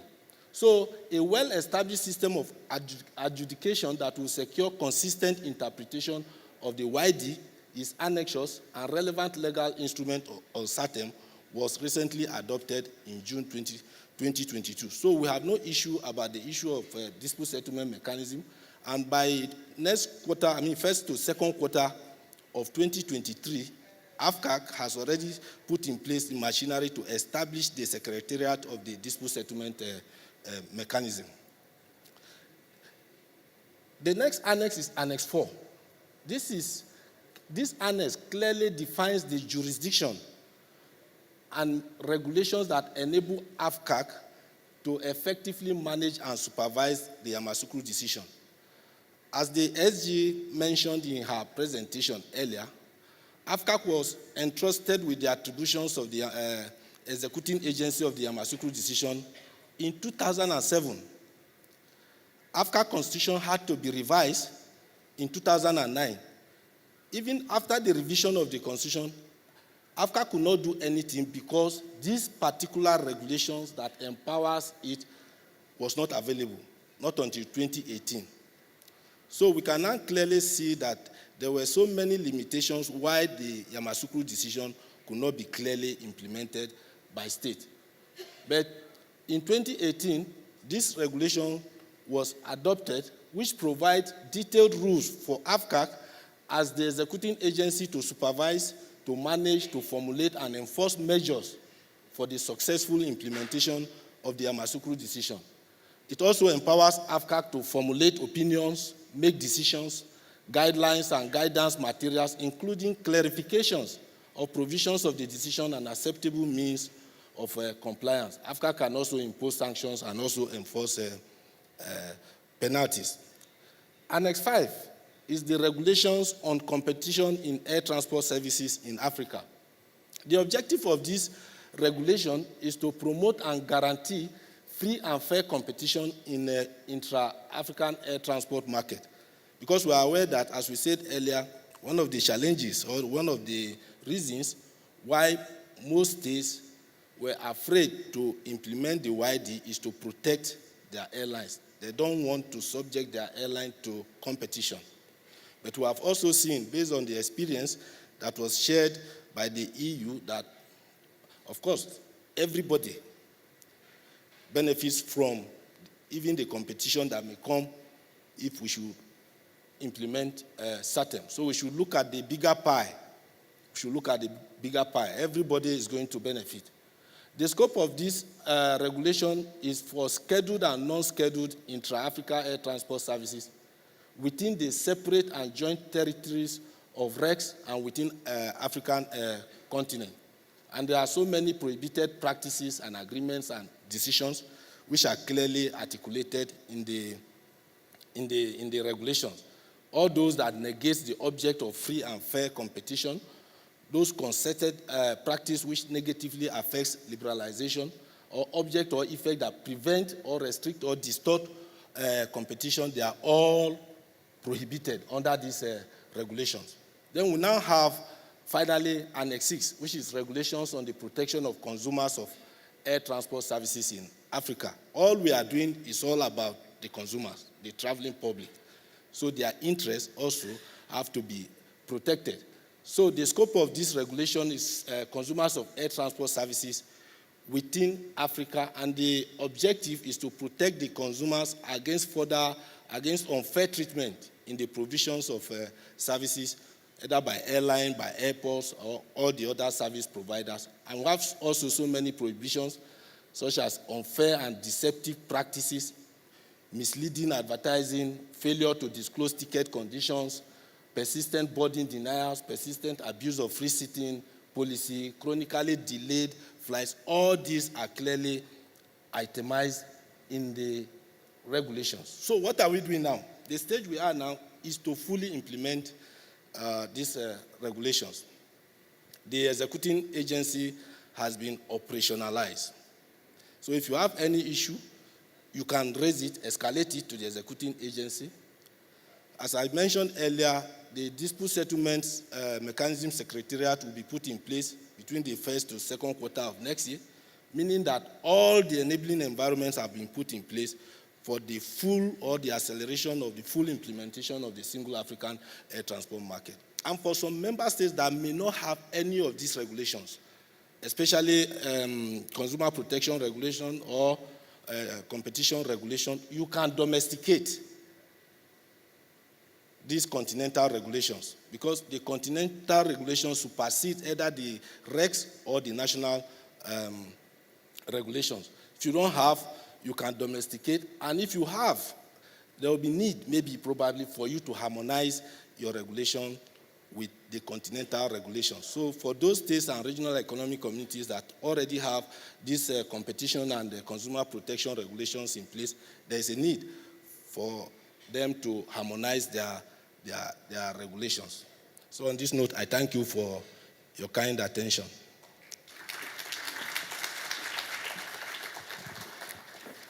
Thank you, Steve. Thank you. Now, we are a few minutes actually late behind schedule. A lunch is already served. I would beg the indulgence of the next presenter to be short and brief. And then I hope that you will continue to sustain the moment with us until we have the last presenter. Thank you. Mr. Ngu, please come to the stage.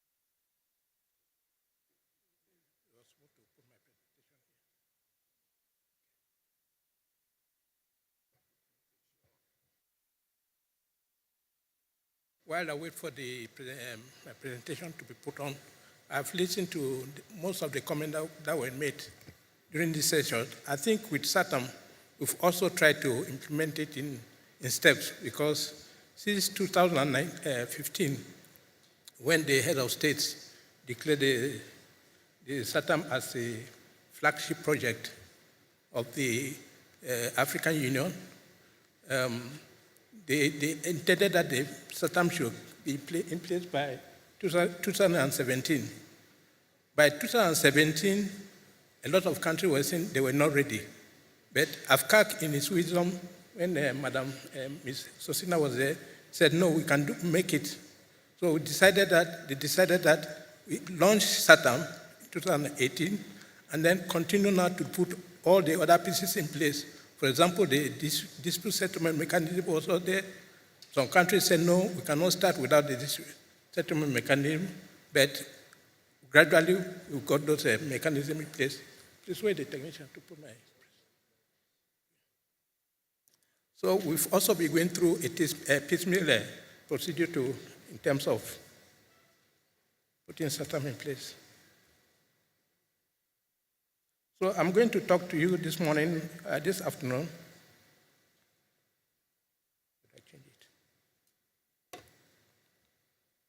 Yes, I'm going to talk to you this afternoon about the guidelines for negotiating a service agreement between member states of the African Union and non-African states and regions.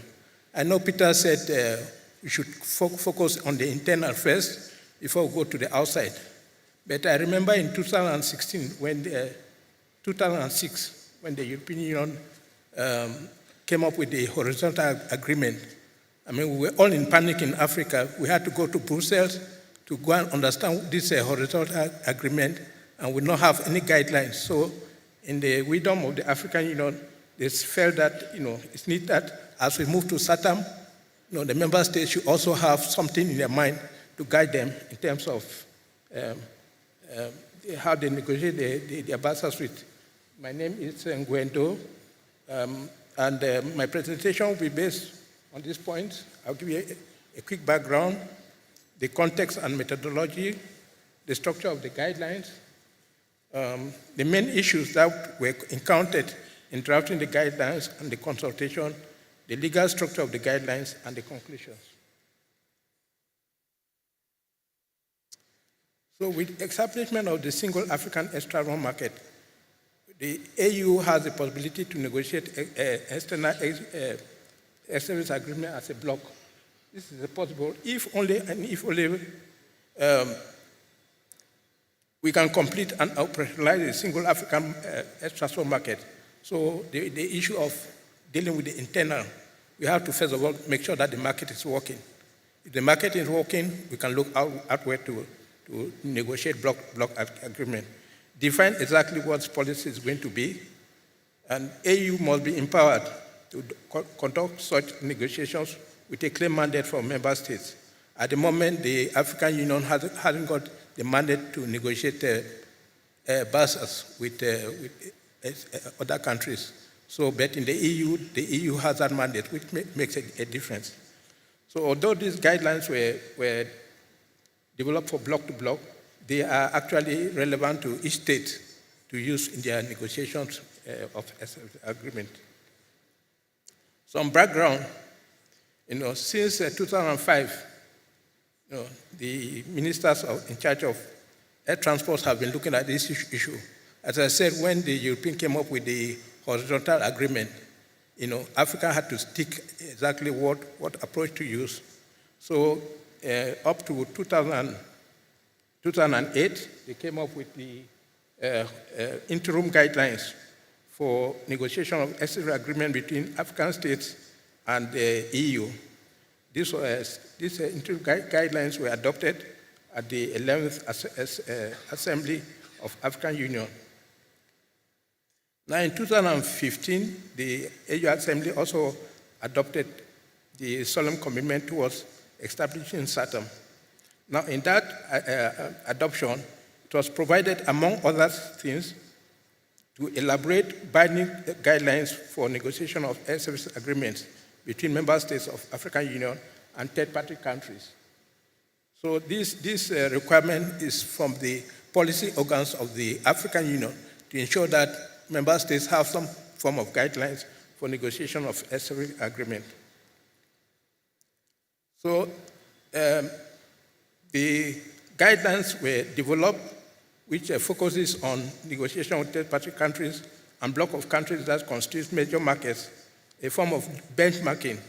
We looked at United States, the European Union, the Asian member states, China, and the Arab states. So in elaborating the guidelines, the following documents were consulted, including the ECAO document 9587 on economic regulation, and the guideline that was drafted between the AU and African Union. So in terms of methodologies, several guideline provisions were close or even common to several third-party countries. So we group all those provisions which are common in the first part of the guidelines. And then in the second part of the guideline, we have AU-specific clauses for each of the third-party countries. This structure enables flexibility to add on other regions as required, like CARICOM, that the Caribbean states, Latin America, the Gulf states. But during the consultation, the member states, indicated that the guidelines should focus only on Africa, only on Africa. The rationale being that the guidelines cannot anticipate the position that the other countries can adopt. So the guidelines is focusing only on Africa. So in terms of scope and objective, the objective is to promote and defend African Commons position on aviation issues of interest to the continent and designate African airlines as well as protect the developing African aviation industry from third-party anti-competitive practices. Member states are encouraged to take into account the defense and promotion of the common interests of member states while conducting their negotiation on air service agreement among themselves and with third-party countries. And member states should endeavor to bring their existing bilateral or multilateral air service agreement with third-party countries or regions in conformity with these guidelines. So even at the current ICANN, these guidelines are applicable, for those countries which are going to negotiate bilateral air service agreement with non-African countries. So these are some of the provisions in the guidelines. In their relationship with third-party countries, African states should ensure that their air service agreement, they enter into conforms with the provision and spirit of the Yamasco decision. It's also giving the guideline that we should have safety measures, to be included in the SAATM agreement, in particular where third-party countries or regions do not have well-established or reliable competition regulations. The structure of the guidelines, I've mentioned a little bit about the structure, but in terms of the structure, in the case of a designated airline effectively controlled by a member state or its national, according to WIDE, the airline must be legally established in the territory of a state party in accordance with the regulation applicable in that state, meets other eligibility criteria set out in Article 9.6.9 of the decision. And then the second alternative for Africa, in case of a designated airline effectively controlled by state parties or nationals of state parties, the designated airline should meet the eligibility criteria set out in Article 9.6.9 of the WIDE, as well as accomplish compliance with environmental policies provided in the AFCAP. The competent authority shall be clearly identified in the designation, in particular, the state concerned with maintaining and administering the provisions set forth in the articles on safety, aviation security, as well as articles on environment. So if you look at the content of the guidelines, they are classic article provisions, which, as I said, the provisions which are common, as we did a benchmark, which are common in all the other BASAs, we put them together and only separated the ones which are specific to the African Union.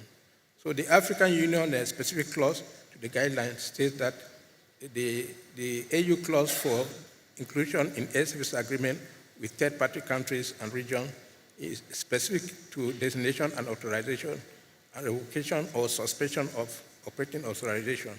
So this is the area where we have a specific provision for the AU clause. Now the guideline also gives you some endnotes to making comments on what you might expect in terms of differences between the African Union guidelines and the other regions of the world. So the guidelines went through a consultation process. They were considered by experts, air transport experts in 2019. And then before HTC3, that's the ministerial meeting, they looked at the guidelines again, and the final comments and everything was incorporated, and we got the right guidelines. So in the second round of consultation during the period of COVID-19, a virtual conference was organized by the African Union. And the following issues, after in that consultation, some issues came up which were resolved. One of the issues that came up was the title of the guidelines. The member states felt that because the title initially said external policy, the member states felt that the AU currently does not have the mandate to negotiate matters of foreign policy for member states, and it's a foreign right of member states to determine their external policy with respect to air transport. So it was therefore decided to modify the title. The second issue that we had to address was the control criteria for designated airline, for the AU destination clause. So as I said earlier, within the African Union, you have two legal regimes likely to be applicable. Designation of an airline controlled by member states or its national, and designation of an airline effectively controlled by member states or nationals of member states. Now, it was therefore necessary to propose a legal solution so that the airline effectively controlled by member states or nationals of member states could be included in the negotiation on air service agreement. This is to make sure we maintain coherence with the WIDE. Now, this is possible depending on the position of the third-party country. For example, the US policy in terms of designation and authorization provides that a designated airline must be substantially owned and effectively controlled by the designating country.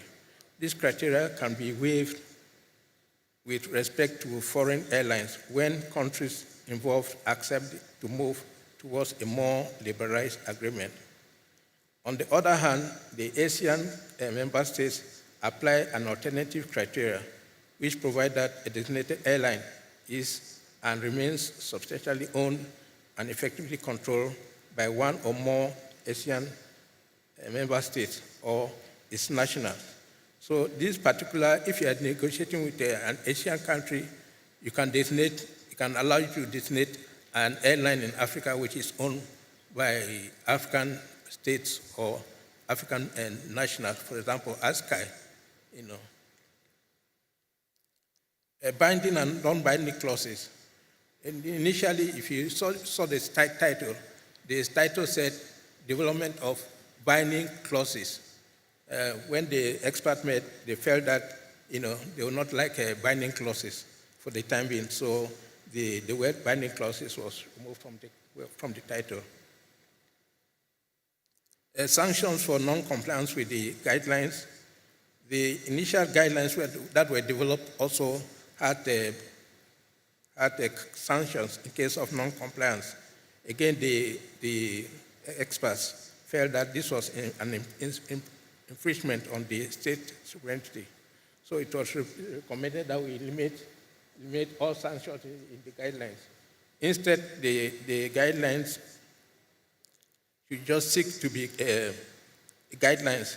The guidelines should guide and seek consultation between the member state concerned and AFCAC in case of any non-compliance with the guidelines. Authority and structure of the guidelines. Again, the guidelines are wanted AFCAC to be responsible to supervise and monitor the guidelines, but the expert felt that AFCAC should just track its implementation and give play an advisory role. The designator and authorization, I've mentioned this issue. Competition regulations. The guideline gives that in terms of application of competition regulation, we should apply the competition regulation that Steve spoke about earlier. So member states are urged to support the development of internationally agreed rules and principles while resisting the extraterritorial applicability to national or internal competition rules that may have adverse effect on African airlines. Now, the guidelines sticks on safety, it sticks with the ECHO provisions, mutual recognition of certificate, application of consultation procedure concerning safety, capacity to take immediate action in case of consultation, mutual acceptance of ramp inspection, responsibility of licensing state for the regulatory control of the designated airlines.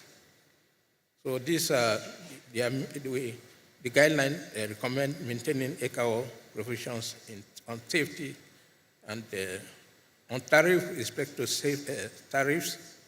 It's the standard clause that you find in most liberalized air service agreement.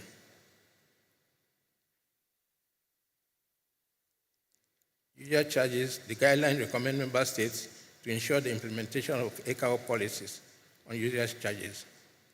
Same for taxation. On safeguard for certain air service agreement, it is proposed to introduce a safeguard provision related to possible unfair competitive practices. So between the parties, you make sure that you have provision that make sure the air service agreement does not allow for the other party to, or the airline of the other party to operate in a non-competitive manner. Ground handling, to make sure you have a liberalized market, and in case of allow safe handling if it's possible, but nevertheless, if the condition does not permit the individual airlines to do self-handling, then you should make it that is fair for all the parties. This is specimen application is a costly and timely consuming process in most cases. Therefore, the guidelines suggest that a dispute settlement mechanism should provide a mediation mechanism to be used optionally by states. Such a mediation mechanism is relevant for commercial disputes. States will also have recourse to the dispute settlement mechanism under YD. So management of the guidelines, as I said earlier, AFCAC is now given the responsibility to oversee the implementation of guidelines, and AFCAC was required to put a group of experts, air transport experts, to assist them in the area of SSA agreement with third-party countries.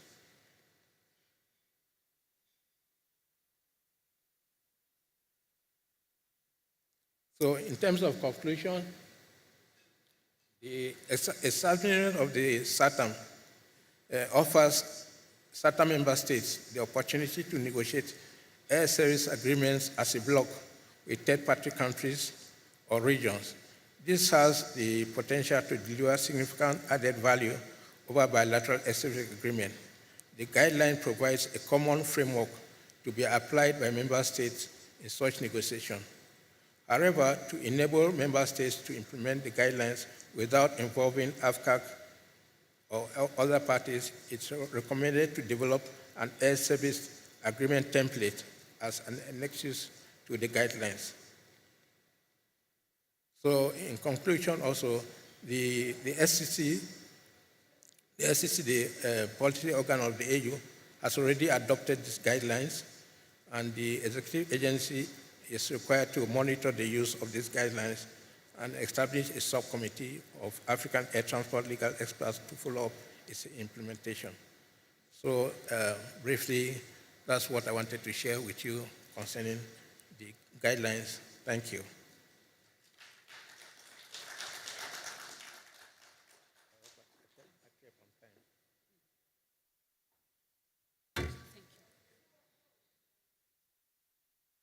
Thank you, Mr. Go. We have come to the end of our workshop. I believe from the last presentation, second last presentation, the writing is literally on the wall. What I can take away, what I consider is take away from Steve's presentation is that clearly that as Africans, we don't trade amongst ourselves. We would have to create the opportunity for us through this SAATM PIP implementation project to really create that capacity from us, that is within us to support each other's products, as well as to ensure that people can move business to businesses, opportunities created. Without much ado, I would feel in my duty if I don't, on behalf of the Secretary General, thank you all for coming, for your sustained interest throughout until this very moment. Lunch is served, as already informed earlier on by the guests, by our host up on the Congress Hall. Please, participants as well as delegates, you are welcome to join in for lunch. Thank you so much. Thank you, everybody, as well as our distinguished guests that sustained their participation with us till this moment. Thank you. Thank you on behalf of AFCAC.